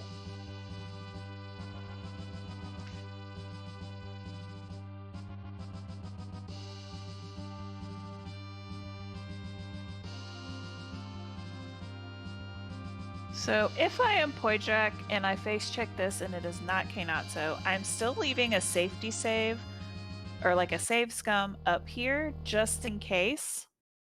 So that I'm here to fight all of these, what we now know as, well, never mind. I say that. Forget my whole lecture. It's fine. No, but I know where you're going with that. You know, in the event that you're doing the seed and the Kenatsu, we're at the vanilla Valvala spot up in the Tower of Zot, the one spot you couldn't access. You really don't want to have to rewalk the entire moon to get an Earth Crystal, so leaving the save here, absolutely. Yes, but we have found the turtle. And we're already on the moon. From this spot, given that Poydrak has a pass, I think it is still slightly faster to exit and fly back. Especially, well, if you think there's any chance of you wiping, it's definitely the safer play. Just because it's still a bit of a hike here through all the floors of the LSD, but I've not timed it personally. Yes, and as I am never confident on my Z fights, and I always use the pass if I have the pass. I do not YOLO. I can't. Anytime I do, I end up bombing completely. Well, for what it's worth, so this Cecil's going to have probably, what, 3,300? Well, no, he's not getting slung from this. Probably like 3,100 HP after this fight, give or take. That plus a Crystal Sword and Avenger and 2 edges, you're probably okay. Like, there are some teams where it's very rough to do the YOLO. I don't think this is one of them. This is pretty loaded.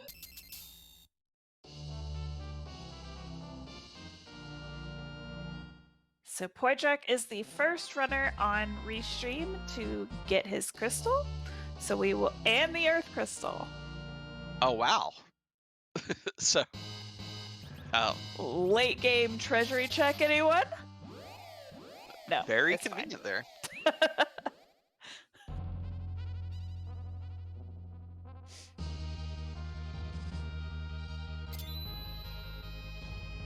And it looks like KNH is also ditching her Rydia for a base level Cecil to Slingshot. Again, at this point, I don't blame anyone for getting rid of my most beloved character. And Chat was asking what the right statue was in the Baron escape sequence, and I've gone to the clip. It is the Kaipo dancer's leg. She jumps in the oasis during her dance, and that is the leg sticking out of the water. Oh, I forgot that was a thing. That's great. Was it leg? Yep, it was. Not typically the leg we're looking for, but you know what? A leg nonetheless. So Poydrak here has returned to the blue planet, not going to walk the moon, going to use that pass door. Very potent team, strong edges, strong Cecil, plenty of HP on the white mages. Well, I say plenty. Oh, he ditched Rosa for wanted to re-anchor. So Porum only at 1,600 here. The gear's pretty good. But a nasty big bang, and you're white mageless. So we'll see just how rude Zeromus elects to be today. Speaking of Zeromus, you want to do the thing? Oh, the thing. Yeah, you should do the thing. The thing with the Z's and the flags and the questions. Yeah, so this is free enterprise, and as we like to randomize everything, well, almost everything. See, there is one thing that we can't randomize, and that is where we put the big bad final boss, Zeromus. So because we cannot move Zeromus, we decide to put him in costumes. So every seed, we get a lovely Scala Kitty designed sprite that shows up. So we like to ask a question. Whose butt are we going to kick tonight? And does it have a hat?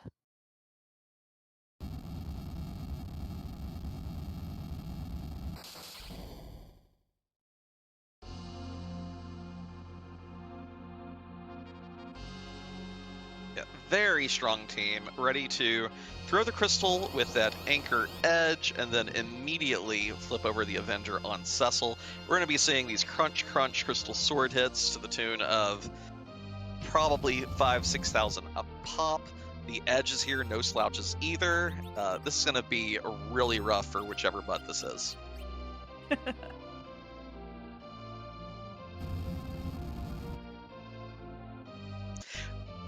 Might not even see a second Big Bang here. It's entirely possible with the amount of damage that Poydrak's going to be cranking out here. Yeah, with 2 edges and a Crystal Sword Cecil, I actually highly doubt the second Big Bang will happen. Oh. Who's this? Chat, help us out. I don't know. It looks like a gargoyle. Feels a little... Okay, from Crystallis. Thank you, Scala. Okay.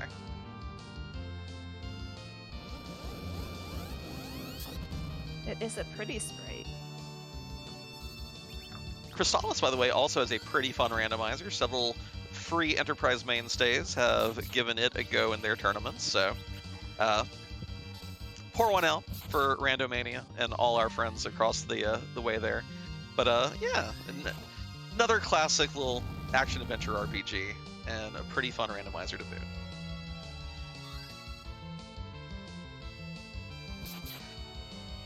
At 5,400 from the Cecil, another 2,400 from Edge here, another 4,000 from... Yeah, I definitely don't think we're going to see that second Big Bang. I don't know. Yeah, a little trouble.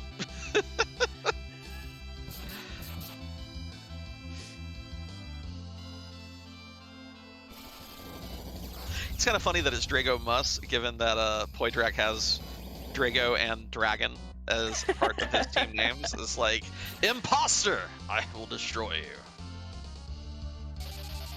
you. I just wanted to be part of your team, man.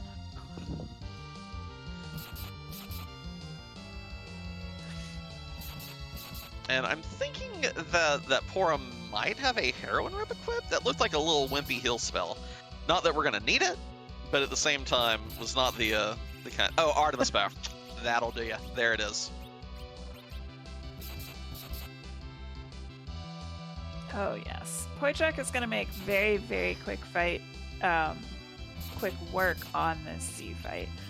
So we should be seeing that most infamous Snap Crackle Pop very, very soon.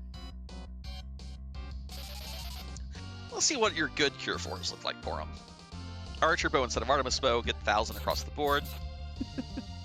Everyone topped up except for Cecil, but he's fine. He's fine. As long as we don't get Big Bang directly into rocks, should be good to go.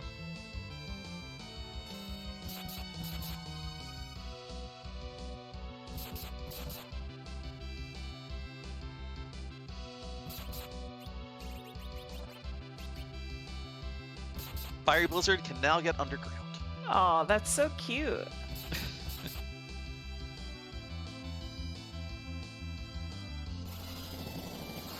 Yeah, I think at this point, like, even if you are a little worried about the Earth Crystal, and even as free as these bosses are, like, that's one of the big things about boss hunts, that you really just have to commit to that reset button. Say, no, if this is not completely free, I'm dipping, I'm finding the one thing I'm looking for.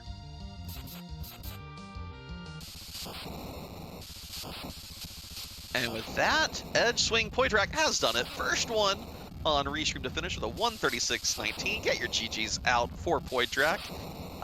Was 4th overall, had a few finishers beforehand. But still made great work, great time. And we will see if we will get Poydrak in for an interview. And there we go. We are joined by Poydrak. GGs. Hello. GG's, Poydrak. What a race. That I just went ahead and there it was. There's not really much more I can say about that one. It was find the bosses, which I don't usually do very well, and I found them. Yeah. Yes, you found quite a few of them early too. Yes, but I did sort of prioritize the places. I feel I did a bit too much in the way of preparation for everything, but it worked out in the end, I suppose. I didn't have too many issues once I got to those bosses. The main question I have is regarding the keyless tower play. It did kind of bite you a little bit when you immediately found the tower key shortly thereafter. Did that make you reconsider going back for the cannon room at all when you found the key there? Was there any temptation to say, no, I did keyless tower, I'm going to commit to this?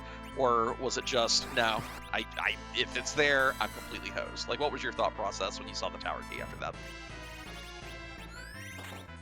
It was on my mind.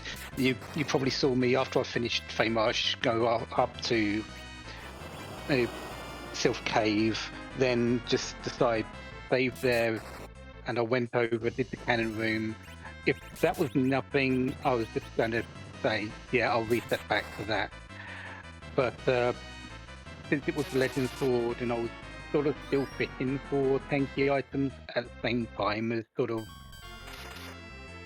looking for Kenyatta at that point, it was like, I might as well take it and just continue on. But yeah, it was definitely on my mind just to skip that entirely.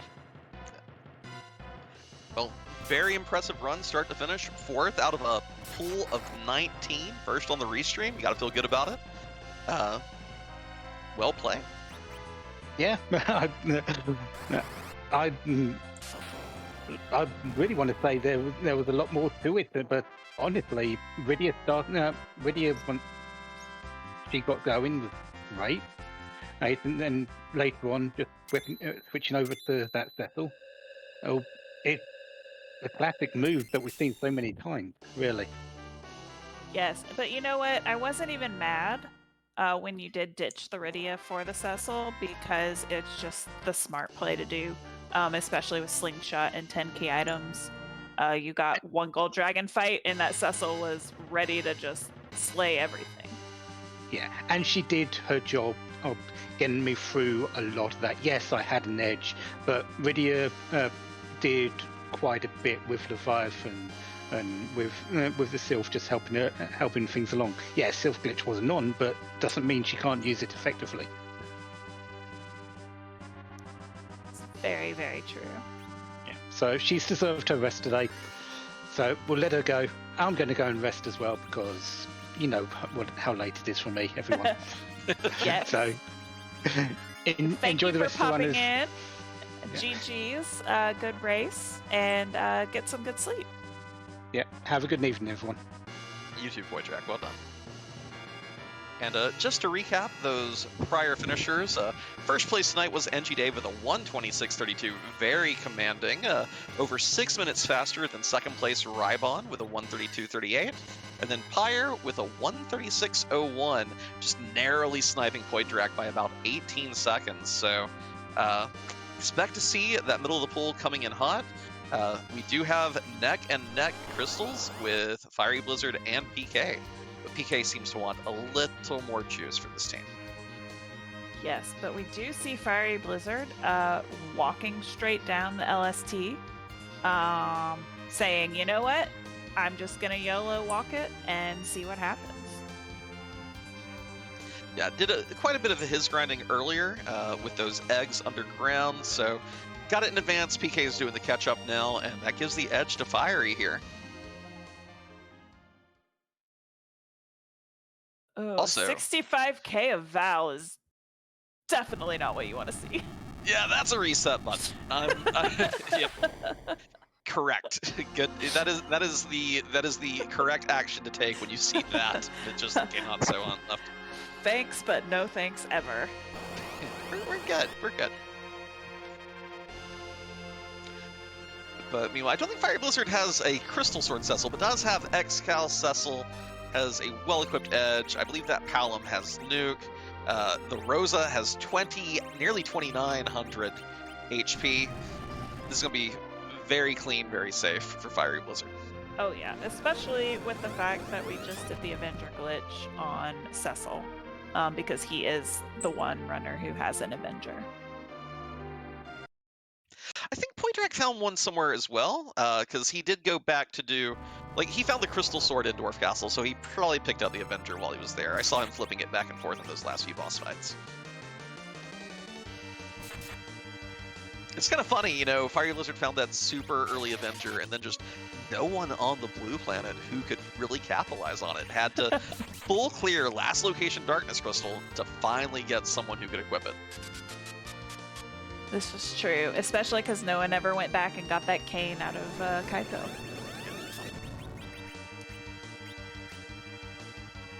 So we do see K&H doing some spot checking on bosses.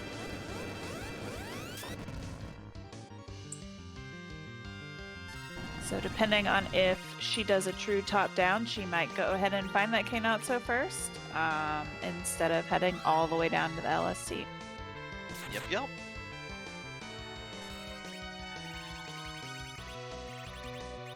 Fiery Blizzard with a stack of colory, has the Smoon, has some Excals, not gonna zerk this edge up, gonna instead throw the kitchen sink at Drago here. Ooh, and we do see Rosa throwing out a white. We don't typically see that very often on hybrid strats.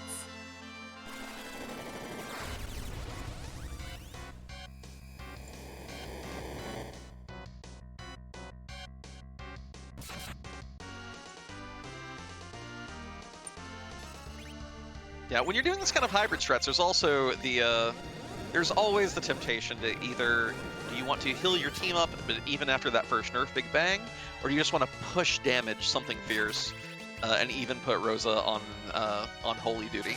Here we do see the Cure 4 coming out, gonna top the team up here, not gonna take that risk. But sometimes, you know, pushing it, if it gets you a phase shift right before the next Big Bang and you get to go straight to rocks, it could be the strangely the safer option. But, you know, precise damage values come into play there, and counting, and yeah. And this is a holiday weekend, so it's more math. Yeah, we're not doing those numbers. PK meanwhile has completed his grind, walking down here as well, lacking the Cecil that Poydrak and Fiery Blizzard had, because I don't think he found a proper weapon for him.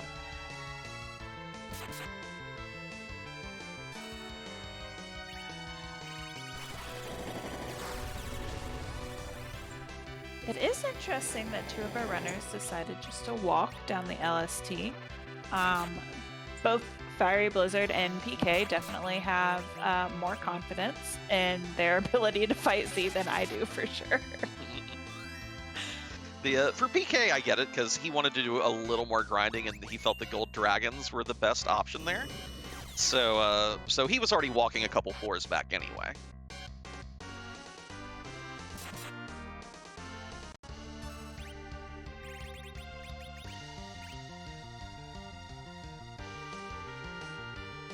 We do see rocks on Fiery Blizzard's screen, all over but the shout in here. Couple more swings of this Cecil, and that'll be all. You said that, and now all is playing in my head is shout. Wave your hands up and shout. I will refrain from dancing in my office.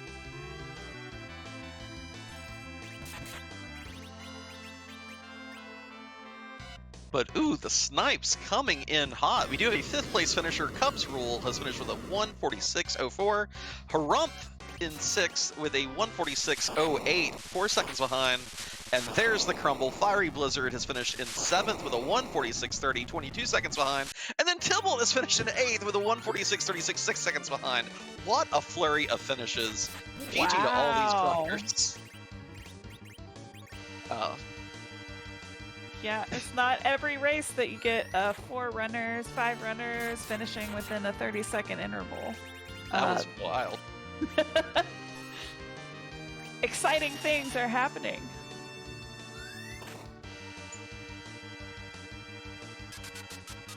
Meanwhile, I think we're going to try and get Fiery Blizzard in for an interview as well. Should be soon. There we go. Fiery Blizzard, GG's. GG's. What a great race. How do you feel? Well, pretty good actually. Well, it was unfortunate that I found Turtle at the last spot I checked the moon, but... I think most people probably last locationed, just being at that Crystal Sword altar. That's typically the last spot most people will check. Yeah. I mean, I just had to keep on killing the bosses. I'm like, okay, what happens if it's that Earth Crystal? That's odd too, right? Yes, that is definitely something we were talking about, is do you search and find that Earth Crystal for insurance just in case, or do you YOLO and just face check everything? I don't know, it's difficult for me. I mean, I've only been playing this for a month. I figured still, just gotta do everything. I do not want to take another trip back to the moon. No, I don't blame you at all. I was pretty sure that it wasn't going to be at Elements, because I figured probably a bit later finishes, if that were the case. Maybe not, but that was really my fear, is like, okay, I'm going to grind before I go to Moon, just in case I have to go to like Elements and have to take on a turtle there. And yeah, that is definitely a scary spot for the turtle. Nuke just makes everything so much easier and faster.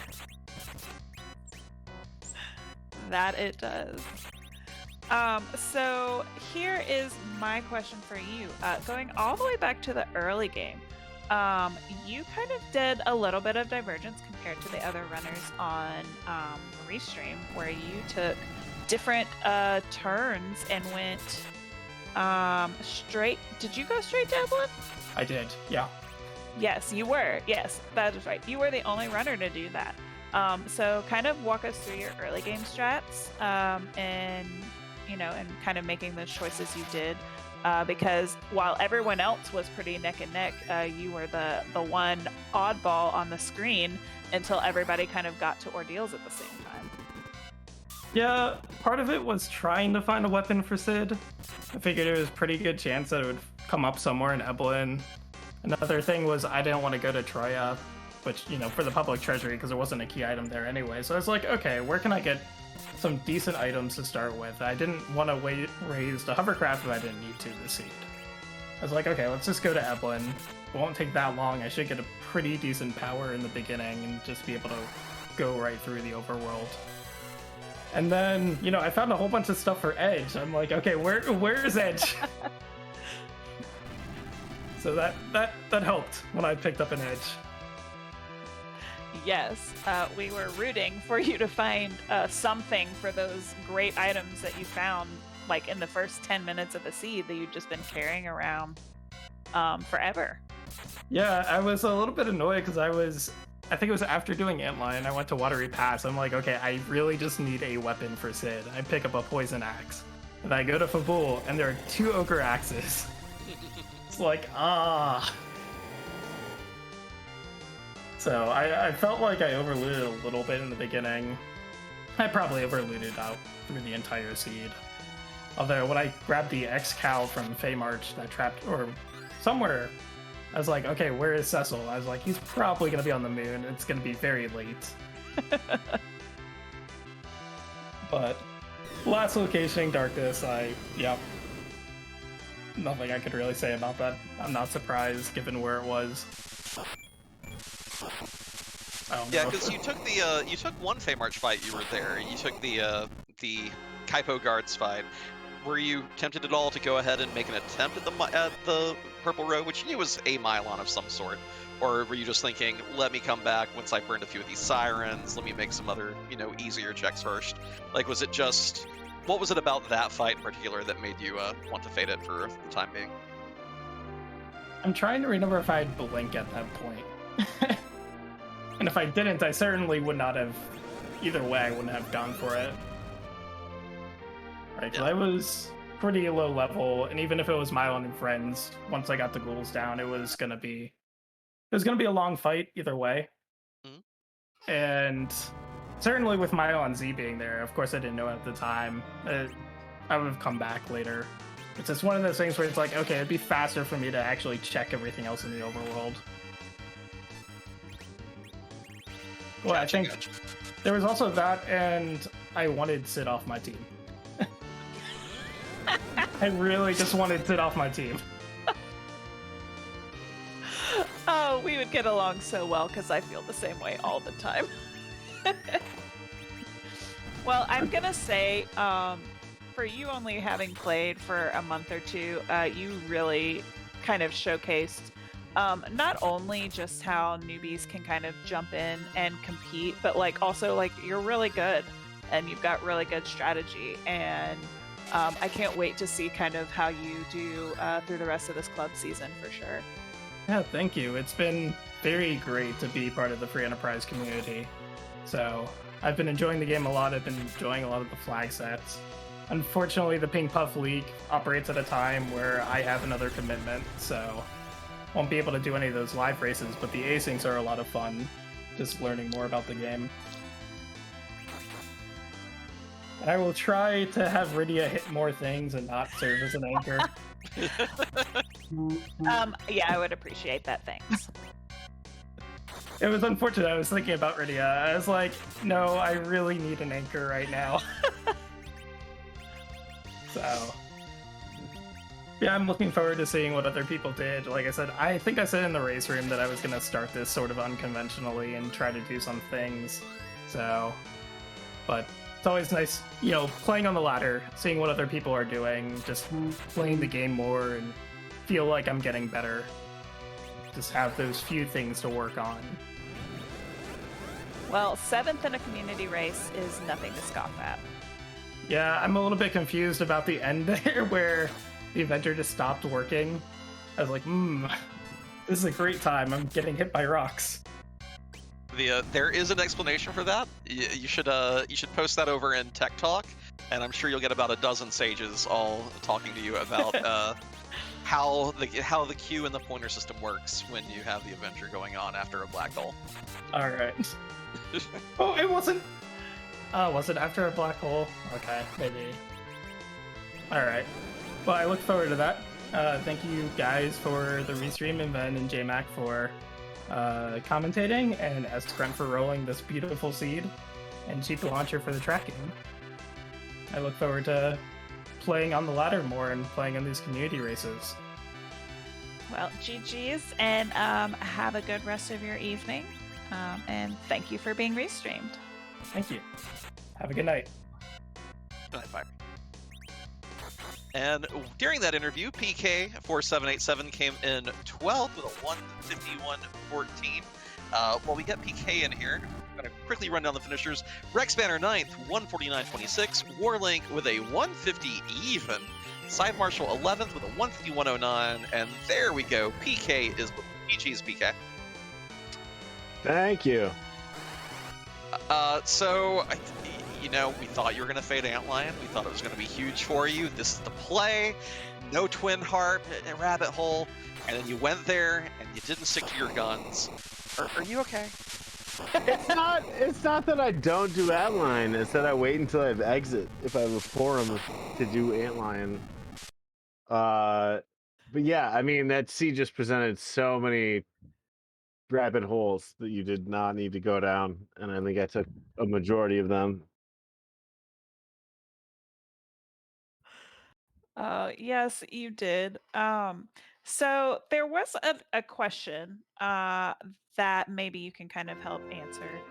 When you were headed up Ordeals, you turned your encounters on. Can you explain why you did that? I had sort of a team where I really wanted Berserk sooner rather than later, and I hadn't gotten XP on my Porum from either the Hobbs or the Fabul defense fight. So it was kind of a let me get exit, let me get Berserk before I end up having to do like Baron Inn. And then of course it was super free.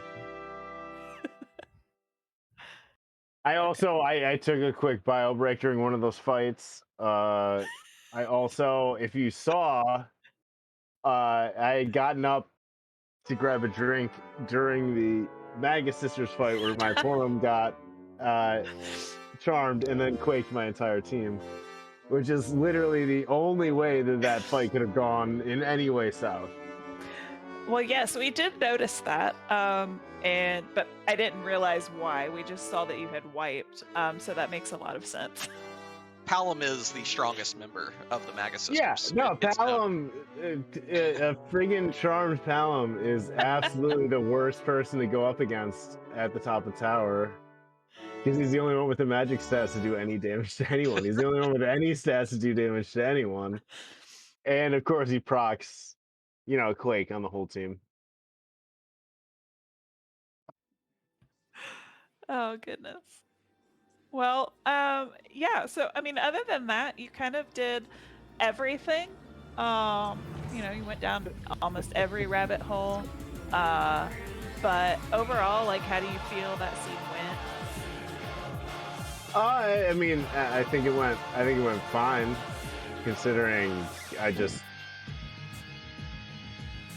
if I had done Sheila 1 before doing other things, I think maybe I route it infinitely differently. And like waiting on Sheila 1 until after doing all of Fame Arch, all of Tower, and then like you get up to the moon and you see the dot done come in, and you know K-Not's supposed to be somewhere up there.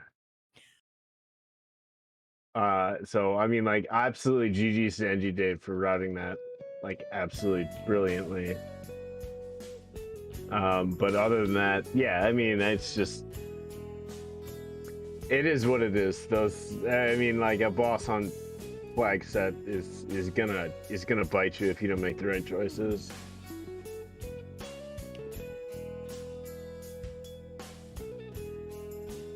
But it looks like Kinda Nerdy's also on deck, so thanks Ben, thanks J-Mac, thanks S-Grunt for forcing me to publicly display not doing well, and Sheep Monster for pushing the buttons, and you all have a nice night.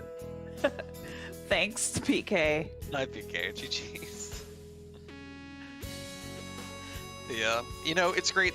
That is a great example that you can have a rough run of it and still have a really good sense of humor about it, and I think that we could all take that lesson from PK right there. Like, that's one of the... It does not let the salt flow. That's reserved for Mystic Quest, apparently. And we are also joined by Kinda Nerdy Housewife, KNH. GG's tonight. Hello! Happy official first day of summer for the Midwest. Yay! Yay! Well, I think there was one boss fight. I think the only boss I didn't face check was CPU. Yes, because you were the only person on Restream to go to the giant. Please tell us what went through your head when you saw that vow. Okay, so there's some really good people in this race, and I'm like, it's an hour and 45 minutes in, and the really good people haven't finished. Where would it be? My guess was in the giant. But then I'm like, I don't want to fight Vale, so I left a save in the giant, and I'm like, if it's not on the moon, I'll just save Scum back into the giant, and then I'll put the time investment into Vale. But I didn't have to fight Vale, so that was good. Yeah, that's one of those fights that you see that you're like, no. So bailing out on that definitely made sense. Were you at all worried about anything important being gated by that D-Lunar fight? Because you also had to bail on Cave Magnus pretty early on. Yeah, I guess I learned the lesson of always fade harp, but it was in it was in the back of my head the entire time, and you know what kept me from doing it? I didn't have anyone with exit, and I didn't have any exit items. Oh yeah. You got rid of the Porum, and thus, you kept yourself from falling back into the rabbit hole. Perfect. Best reason to ditch Porum right there. Yep, I didn't have exit until I got Cecil, so... Yeah, I like it. But no, that was haunting me the entire time. But I'm glad it worked out in the end. Yes, you were the first person to go to Twin Harp, and then when you wiped, we saw PK had finished it too, and we were like, well, I hope that she fades it and doesn't go back, because it doesn't matter, but she doesn't know that. Yeah, it was rough too, because magic doesn't do any good in that spot, right? So my summons were doing 1 damage, and I'm like, well, if I attack these things, they're gonna start virusing me, and they did. I was thinking on the way out, I'm like, I probably should have used healing items because they're undead. That probably would have been the best way to get through that fight. their magic defense even applies even if you're throwing like Cure 3s and stuff at them. So that fight's just terrible, no matter how you slice it. So definitely better than trying to beat your head against the wall there. PK got a light sword for his trouble and very quickly reset as well. So no harm, no foul. You were also, I believe, the one restream runner to really lean into Rydia early on.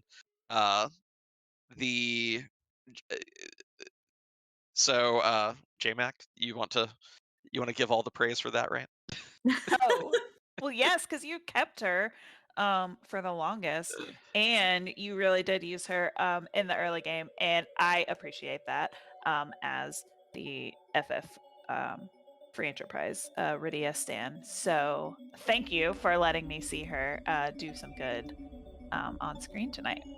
You're welcome. I had Leviathan, I had Sylph, and I knew she was on Mount Hobbs, so I'm like, might as well.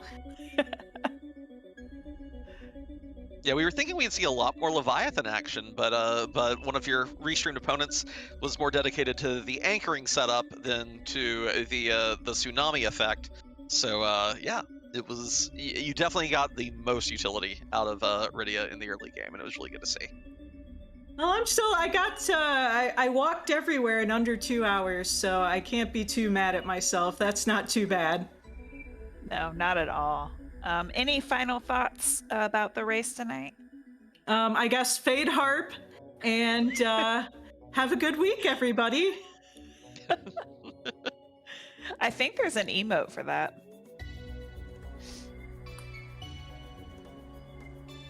Well, thank you for being on Restream tonight, and GG's. And I hope you have a good start to summer. You too. See y'all later. All right. Well, that was a really good race. Didn't have to deal with, a very badly hidden K-Not, so not at Elements, not at CPU. So pretty good race for all our Restream runners. JMac, where are we headed tonight?